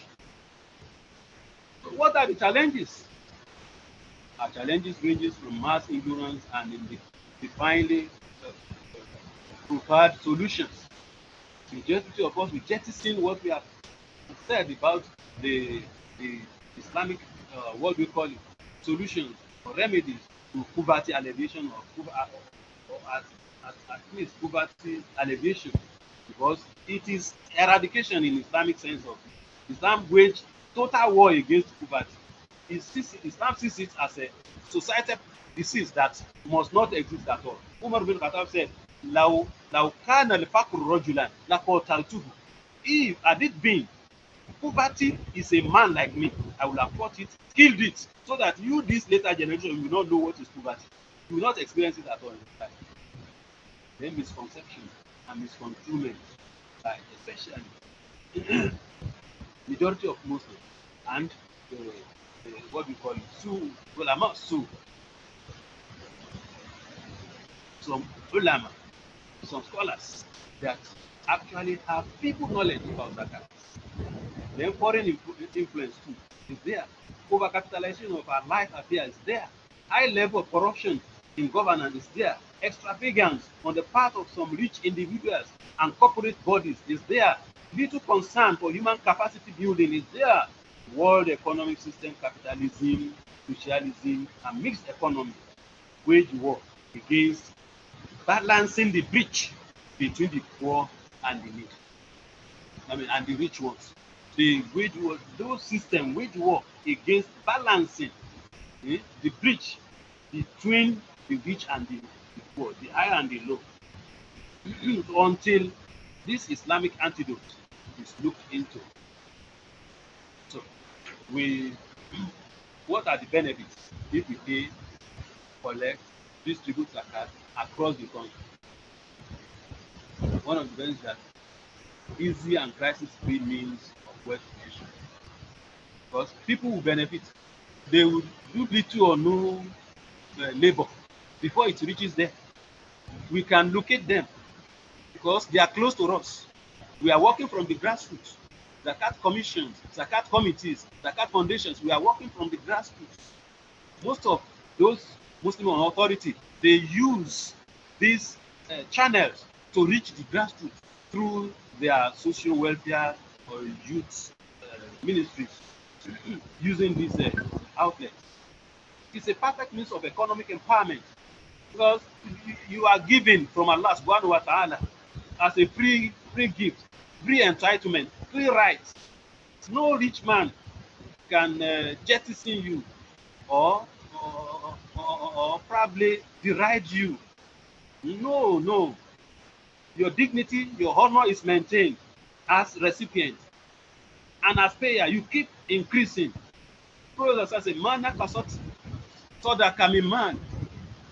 No time will a zakat giver experience decrease. Rather, he continues to experience increase. Then it is social security and development. It ensures takaful ijtimai, assisting each other in the society, relief from financial burden, provision of infrastructure, sacred. It is sacred because it is from Allah. It's religious. It's pure money because it is halal. It's not from haram. It's peaceful because you little interview you do, just little effort, write your application, and then you collect it easily. Lawful and highly rewarding here and hereafter. We have advice and recommendation.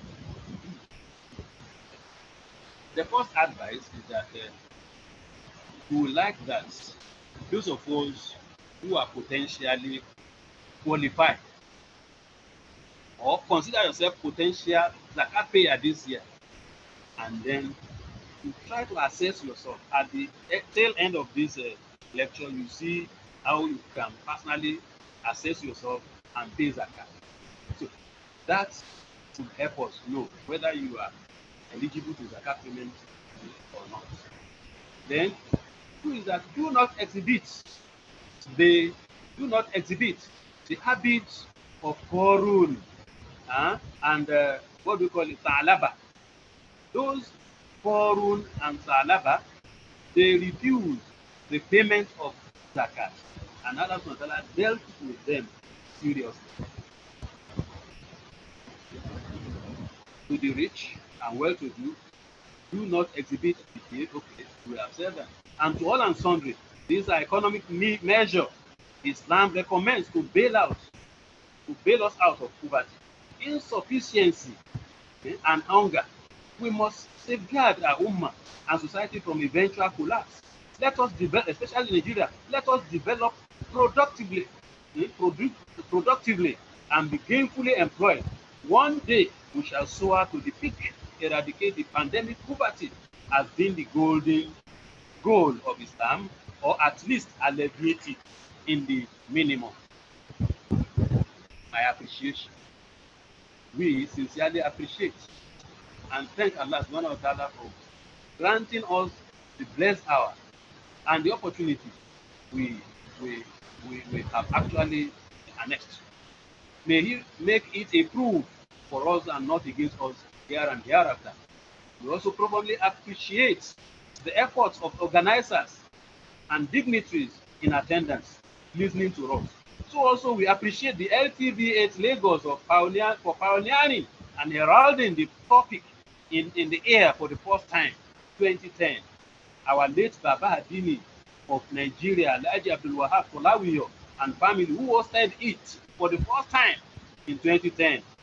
We appreciate them. Also members of Islamic Welfare Trust Fund and the Malas Egbe Central Mosque 2021. They also organized a forum like this.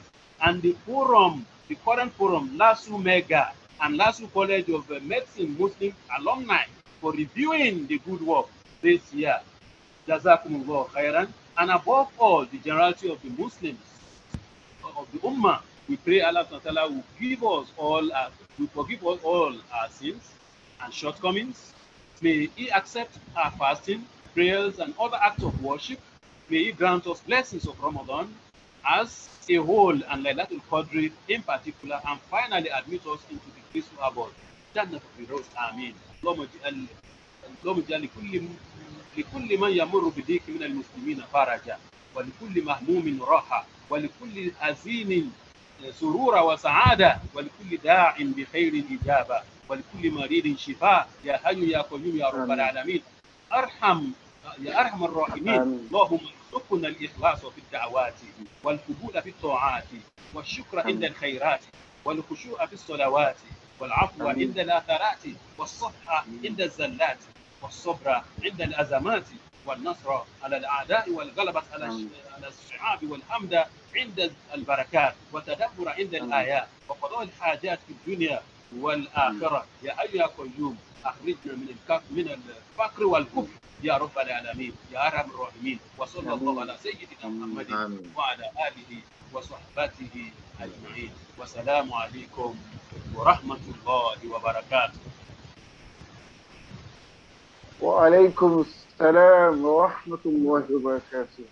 جزاكم الله خيرا يا Sheikh. We pray Allah reward you abundantly for this effort, increasing in knowledge and understanding, and accept this little deed from you as an act of ibadah. And for those of us who listen, we pray Allah make us understand the speech more than the way you said it, and make us among people who will uphold zakat. Our lecturer has practically done justice to this topic. They started from the talking about the principle of poverty and the effects of poverty in the entire community, and even went ahead to talk about the Islamic danger of poverty. I remember he was talking about that there's this hadith that the Prophet said that poverty is similar to kufr. And so this it made us to see that poverty is something that we need to eradicate. And in outlining the ways in which we can eradicate poverty Islamically, he mentioned about zakat, which is the topic of today, and he has made us to see that it is very essential for us to uphold this zakat. And in paying zakat, he has shown us the benefits in which in which the entire community and entire society is benefiting. He even went as far as telling us about the past, the people of the past, the Muslims of the past, in time of Khalif Umar bin Abdul Aziz, when he distributed zakat to the extent that there is nobody in the entire Muslim community that is zakatable. They had to start looking for people who would receive zakat. So we would see that these are things that if we implement in the world today, we would be able to get to that point that our forefathers got to.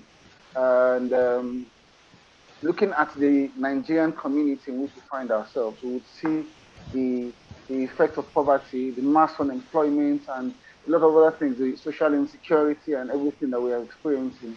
And these are things that cannot be alleviated if we uphold zakat. We want to thank the stars once again for these efforts. It was a well informative a lecture, and we pray Allah reward him abundantly. I mean, okay, so questions are coming in already. So, and I'm sure we'll have a lot of questions. So, if you want to ask your questions verbally, you can show a raise of hand on the Zoom platform. But we have some questions currently with stars. I think we should start taking them because of time. Can we go ahead with stars? Yes. Okay, so the first question that we have, it says there are many Zakat calculator apps, but they feel incomplete. Are there consulting options where one sits with someone to evaluate our zakatability? I think what the person is trying to ask is that are there options in which we can get access to people that can tell us if we are zakatable or not? So that's the first question. We'll take them one by one. Or should we take everything and you answer, or should we take the questions one by one, sir? Which one would you prefer? Access to people who are so zakatable. How do we gain access to people who are zakatable? No, how can we get access to people who can evaluate our zakatability? Who can evaluate us if we are zakatable? Evaluate. Okay. Yes, sir. Yes, sir. Yes, sir. Okay. That's the first question. The second question, the questioner asks, what's the standard use for salary and what is standard? I want to believe what's the standard that can be used for salary earners for zakat? So that's the second. Yes, sir. The third question, can I distribute my zakat myself? Then the person also asked that is it allowed to pay zakat from diaspora into Nigeria? Okay, so I will take one more. We'll answer those first. Okay, so the fourth one, can you help us? Okay, sorry, that's my question. We'll sort that out. So it said we have 4 questions. You mentioned that there is. Okay, we have 4 already. Okay. I think we can take those 4. Then I have them with me. Let me come. All right. We start from the rear. All right, sir. Zakat from diaspora. Okay. To Nigeria. Yes, it's allowed because the most of our Muslim brothers and sisters who goes abroad, they went there seeking greener pasture. That implies that already what the economy, the state of economy there is better than Nigeria. That's to say, poverty level in Nigeria is higher than where they are working. So the zakat is less needed there. It is highly needed here. So that is why zakat al-muqtaribin, zakat from Muslims who are indigenes of our own country, working elsewhere abroad or overseas, they direct their zakat home. It is official in what we call it, Sudan, zakat al-muqtaribin. You working abroad, you must pay it to the authority. Otherwise, you will not be able to enter the country freely. If you don't pay it on your day of entry, you are paying it before entering into the country. So you pay it.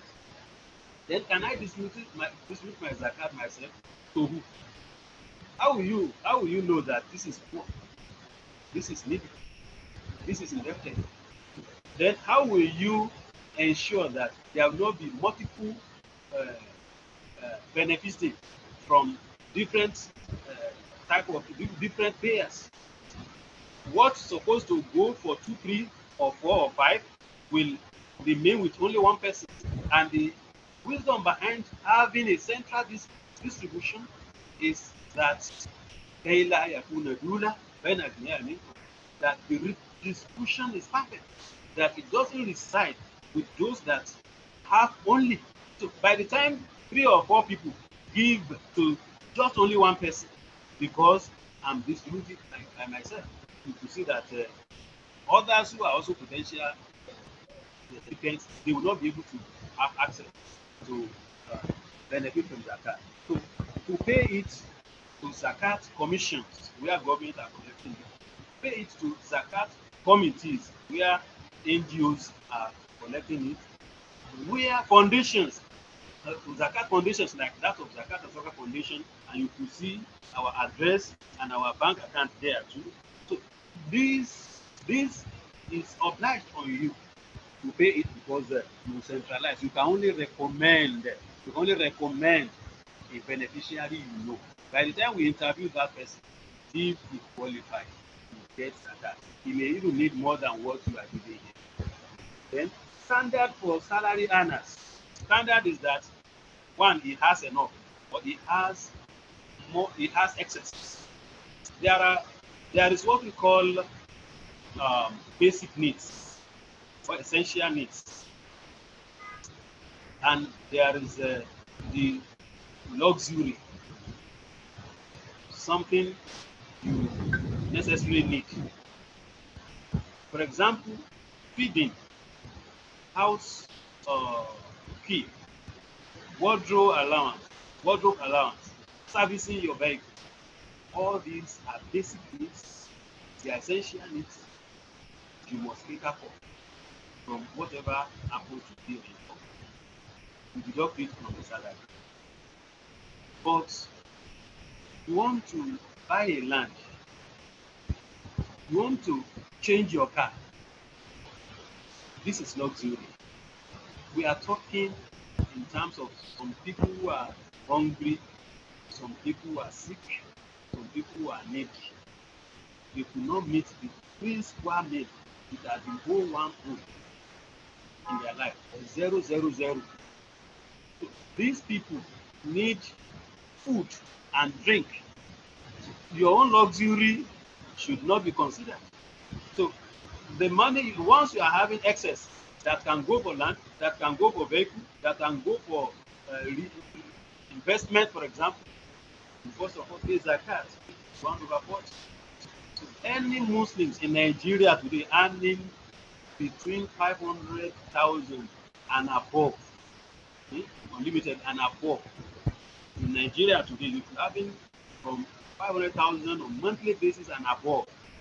Or if you are a woman earning between 250,000 on monthly basis and above, or the list of about 100 to 150,000 if you happen to be a woman, and then you are in Nigeria, you may have excess. Anybody having more than what he needs after deducting your basic expenses as a salary and you still have what is up to resolve, which is about 1.5, as you have said, in terms of gold, and about 300,000 naira 208,000 naira, 208,000 naira. If we consider silver nisab, so the amount between 200,000 and 1.5 million, if you are having it as a salary and as a balance at the end of the year, you are liable to pay zakat. It's 1/40. You can pay it once at the beginning of the year, once at the middle of the year, or you can pay it installmental, thrice quarterly or on monthly basis. Allah knows best. Okay. How do we access people who can evaluate us? All right. Yes, you can access us. You have already accessed me. You have put me on here now. So if you want me to evaluate you, I can evaluate you. So also others. And besides that, we have an app. We have designed something at the apex of this, as an appendix to this lecture. I have already forwarded to the engineer Yusuf. You send it besides this one you are actually showing. So that one has all these what you are looking for. We have Zakat is up this year. How can you calculate the calculation? The 5 steps to calculate your Zakat. We have it. I've sent it to you. Then we have Zakat in Fitri pamphlet, the page sent to you, and we have our bank accounts also sent to you. So you will see it immediately after this time of the show. Okay, so there are some other questions. I think there are 2 questioners asked about zakat on silver, and I think you've done some justice to that. So I'll just move to the other questions. Okay, the next question was someone asked if some people are of the opinion that zakat can only be shared in money alone and not by buying equipment, medical support. What is your view about it? Can you actually share zakat? Okay, what the question is asking, that can you share zakat by buying equipment for people rather than using money? So that's the question. Then the other question is, in attempts to calculate zakatable amount, you notice that you're currently indebted and you have no cash. But with the investment you have, you see that you're zakatable. How do you go about it? And you, of course, want to benefit from the word of zakat. So how do you go about it? I don't know if you start understand the question, sir. I'm understanding. So it's only if my response differs from what sir. you made, All right. then you can come up with it. Okay, sir. All right, sir. All right, sir. Okay, so then someone asked, like, zakat due on sukuk. Zakat on sukuk? Yes. Okay. So those are the questions we have. Okay, then the last. Okay, we have one more question. What do one do if one's value is nearly at nisab at the time of evaluation? What is nearly, but it's not exactly up to. As in, what do you do? Yes. Yes, what should the person do if the person's money value is almost at nisab as at the time of evaluation? Is almost. Yeah, but it's not up to. Maybe. It's not up to. Yeah. The person said maybe. Yes. Maybe the person has like maybe 1.4 million, and you know his stock is 1.5 something. So yes, sir. All right. All right, sir. Then the last question I'm going to take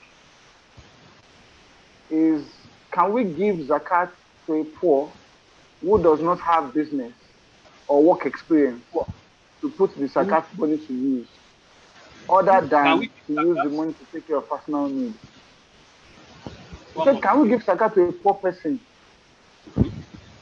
He said, can we give zakat to a poor person who does not have business or work experience to put the zakat money to use, other than to use the money to take care of personal needs? So those are the questions available, sir. So you can just take them. But before you take them, I want to recognize the presence of Prince Sulaiman Olagunju, who is the chairman of Zakat and Sadaqah Foundation, and he's here with us today. We welcome you, appreciate your presence here. Let us Okay, start so from. Ustaz, you can go ahead with the question. Can we give zakat to a poor person who does not have business skill to use the zakat money, to keep using the zakat money? How? Just let us read from Quran 4, verse 5. Before I answer the question, it says, وَلَا تُؤْتُوا السُّفَهَاءَ أَمْوَالَكُمْ الَّتِي جَعَلَ اللَّهُ لَكُمْ قِيَامًا وَارْزُقُوهُمْ فِيهَا وَاكْسُوهُمْ وَقُولُوا لَهُمْ قَوْلًا مَعْرُوفًا. Do not give your money. Do not give your money, your wealth, to amateur, to people who are insane, to a poor person who could not manage the benefit, if benefited, if considered as beneficiary. Don't give him outrightly. But what you do, he says, وَارْزُقُوهُمْ فِيهَا. You take care of him. You provide for him through it. You give him in principle. You have it in your custody. If he's hungry, you feed him. If he needs clothes, you buy clothes for him. When asked, وَكُسُوهُمْ. If he needs clothes, you buy clothes for him. وَقُولُوا لَهُمْ قَوْلًا مَعْرُوفًا. And you say good words to him. You treat him goodly. So it is you that will take it up for him, all his needs. The money will still be allocated to him, but you are the person who use it wisely to what he needs it for mostly. Not that you live in business to actually devour the money and they will not benefit you and will not benefit the payer too. What should you do if one's value is not up to the top? The simplest answer is that if you are not zakatable, you have that theory here. You be zakatable. If you are not qualified for zakat, you will qualify to pay sadaqah. And that's why Allah says, "Innama sadaqatu." So whichever one you want to give out, once it is from your excess, in accordance with Quran 2 verse 119, whether you people fully the afwa, they ask him, from what do you spend? You know what? It says from the excess. So once you are having excess and you are not indebted, so you still feel that you should benefit others to pay certain amount of what you are having as sadaqah. Allah will still give you reward. But mind you, this year our nisab is between 208,000 naira and 1.5 million naira. So if you are in the range of 208 up to 1 M, so you can still be working with silver nisab. But as soon as you are from 1 point something upward, you work with 1.5 upward, you work with what we call it, gold nisab. You are having 2 million, you pay 50,000 naira only. 5 million, you are paying about 125,000 naira only. 40 million, just only 1 million. 80 million, just only 2 million. 100 million, just only 2.5 million naira, and so on and so forth. Then zakat can only be used to buy equipment rather than money.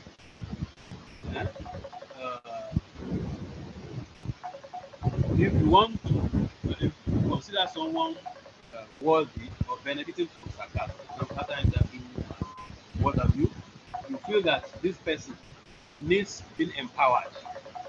You empower him. If we feel that buying equipment for him will be better, then through the interview we know as zakat worker, some people need equipment. For example, it's an apprentice after freedom, and then he could not get money to buy tools. For example, a fashion designer could not get money to buy machine. A welder could not buy a welding machine. Or a woman, a widow, who could not move out to fetch for himself, for herself. And we felt like buying a grinding machine for her or a refrigerator for her. If probably it's like we are doing a Lagos here for some market women who are selling one thing and doing in the market. We will see to their needs, whatever they need mostly. Is the one, if they need equipment, we are buying equipment. It depends on their need. And some will need money. For example, recapitalizing their business, which Council of Foundation used to do.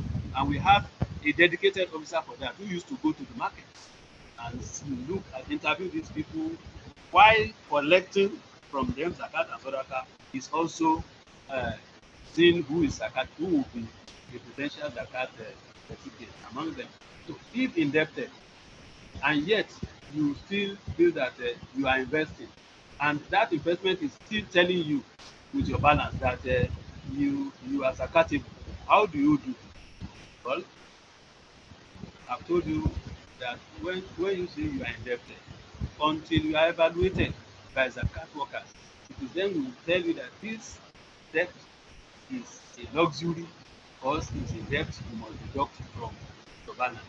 For example, if it's a debt you incur through probably taking care of your family in terms of feeding, in terms of clothing, in terms of school fees, these are basic indebtedness. We remove it from the balance before you consider you whether compatible or not. But if it is indebtedness in the area of business, as a business tycoon, you are indebted to your creditors, for example, or to those who are giving you facility, no facility. This indebtedness, we will look at it too. It's also basic because it's commercial. It's helping you. For example, some people will give you their products. You sell it. After making your gain, you come back and pay them. They give you on credit and you pay them back after sales. These people are helping your business to grow. So that one is that if you are, for example, you have collected 5 million naira to recapitalize your business, and they give you a duration of about 5 years to pay the debt.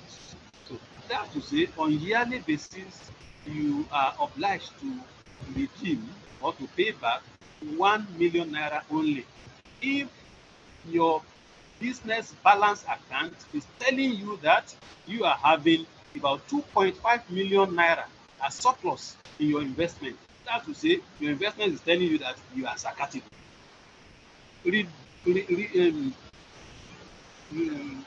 Deduct the debt.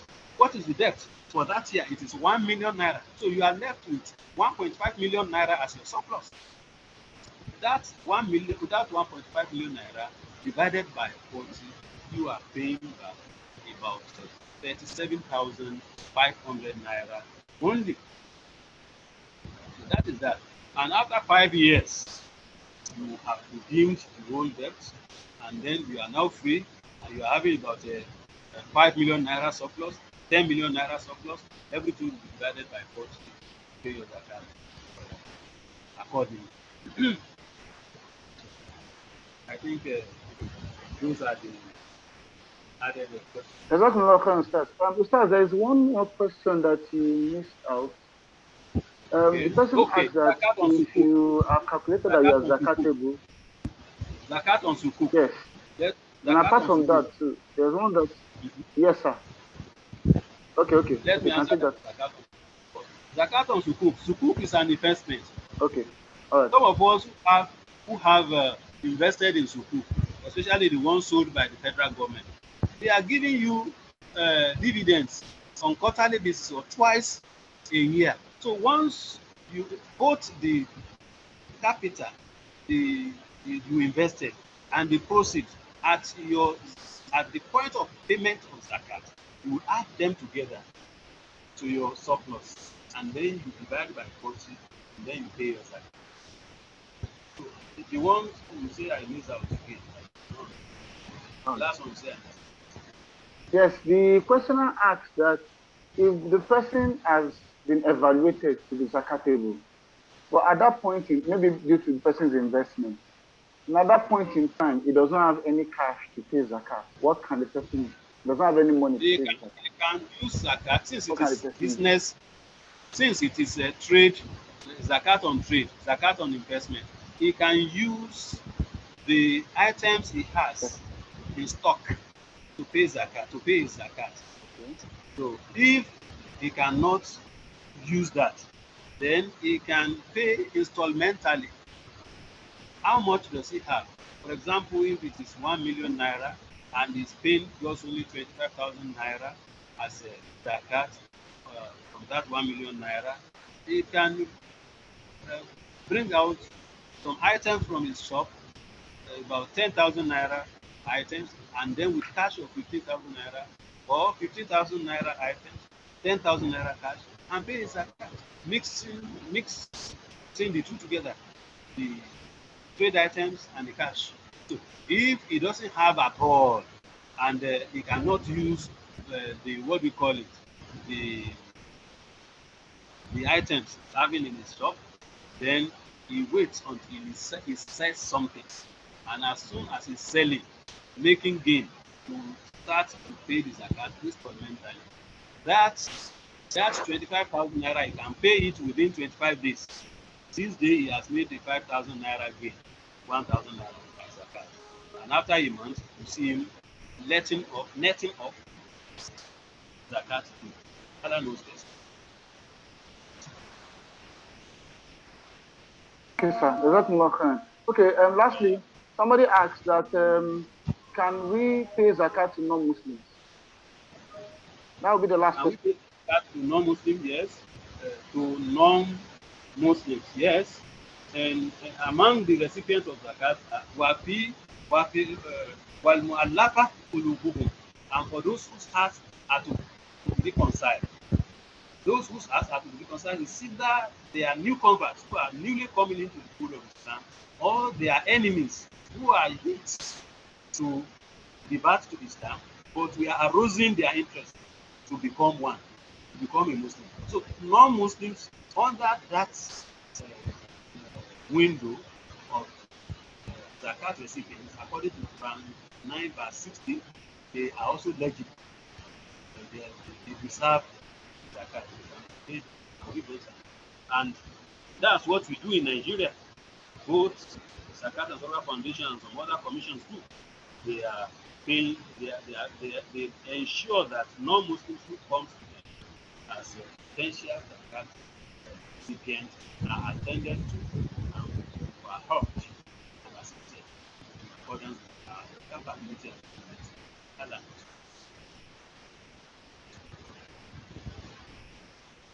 Jazakumullah khairan, Ustaz. I think we are going to stop the questions there. I saw someone raising their hand. What we will do is that we'll try to upload the contact of Zakat and Sadaqat Foundation. So for those of us that have more questions, we can channel our questions to them. So that because I know we all have other questions we want to ask. So we'll channel our questions to them and we'll get more clarifications about them. Once again, we want to say Jazakumullah khairan kathiran to Ustaz for taking us through this topic and for increasing our knowledge as regards zakat. And I pray Allah rewards him abundantly. Ameen. Okay, so Malam Lukman. Now, Jazakallah khairan. We pray Allah subhanahu wa ta'ala reward the speaker and the listener. So inshallah, we'll move to the next thing on the agenda, which is to listen to the vote of thanks to Agi Dr. Ismail Kamaldeen, the president of the LMA, will be doing this for us. Dr. Ismail, hope you are online. Yes, I'm online. Now, Assalamu alaikum wa rahmatullahi wa barakatuh. wa alaikum salam wa rahmatullahi wa barakatuh. Alhamdulillah Rabbil Alameen. Indeed, all thanks is to Allah subhanahu wa ta'ala, who has made this program a hugely successful one, for us. We are grateful to Allah for his mercies upon us. We're also grateful to our lecturer for that very well-researched presentation. It's something that we have listened to before, but each time we listen, we always get to learn something new. I know I've really learned a lot of new things, and I'm sure everybody must have picked something that is also new in one way or the other. We really thank him. It is obvious that he is he's a scholar in that field. I also want to appreciate the efforts of the committee that put this for us, from the LASUCOM Muslim alumni, as well as the LASUMEGA. We thank you all. We can only pray that Allah subhanahu wa ta'ala will reward you abundantly. And for everyone that has made out time to attend this program today, we are grateful. We thank you. We appreciate your sacrifice. And we also hope that for everything that we have learned, we'll be able to put into use what we have learned. We hope that, he mentioned something that those that pays that.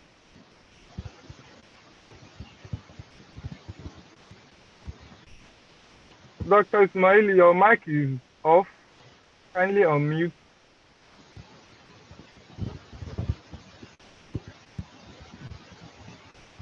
Hello? You muted your mic initially. You can continue. Okay, so I will just round up by saying that I want to thank you, everyone from LASUMEGA and LASUCOM alumni, everyone that made it to the program today. And I hope that we will make the best use of what we have learned. And may Allah continue to count us among those that are His righteous servants and among those that will be successful in this Ramadan and beyond. Assalamu alaikum wa rahmatullahi wa barakatuh. Wa alaikum salam wa rahmatullahi wa barakatuh. Thank you for the vote of thanks. So inshallah, we'll listen to the closing dua. This will be done by the engineer in the house, Engineer Ali Saba.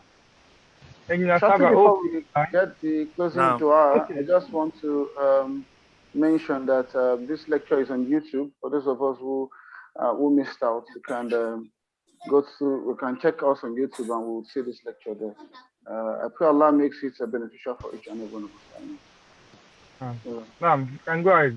Now, we pray to Almighty Allah subhanahu wa ta'ala to accept it from us as a act of ibadah. We pray to Allah to continue to guide our Sheikh Ustaz Tirmizi Jami. He has been a source of guidance for most of us, especially with the Muslims of this generation. We pray to Allah to continue to guide him right, to accept all his efforts, and also to elongate him for Islam. And also to the management of Zakat and Sadaqah Foundation, may Almighty Allah going to bless you all and accept all your effort as a act of worship. I hope I'm audible. No. Yeah. So we also pray to Almighty Allah for the associations, the LASUMEGA and the LMA, Lasut Medical Association, our alumni. We pray that Almighty Allah bless both organizations and make all the objective and the efforts of all the activities a success and fruitful and rewarding for every one of us in this world and the year after.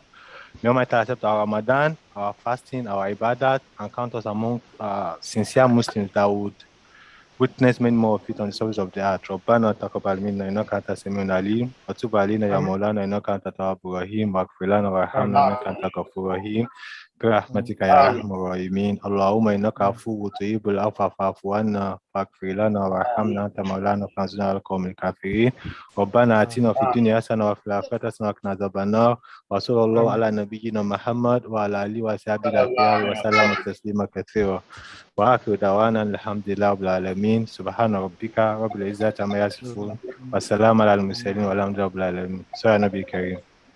So I just uploaded the number, a contact of Zakat and Zakat Foundation into chat box.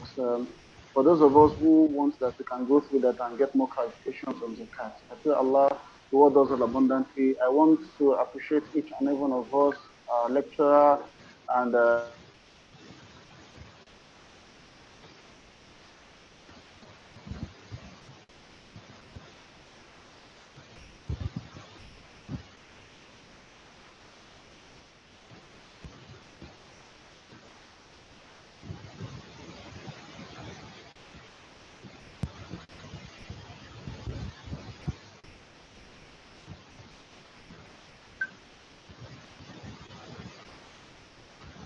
Recording has stopped.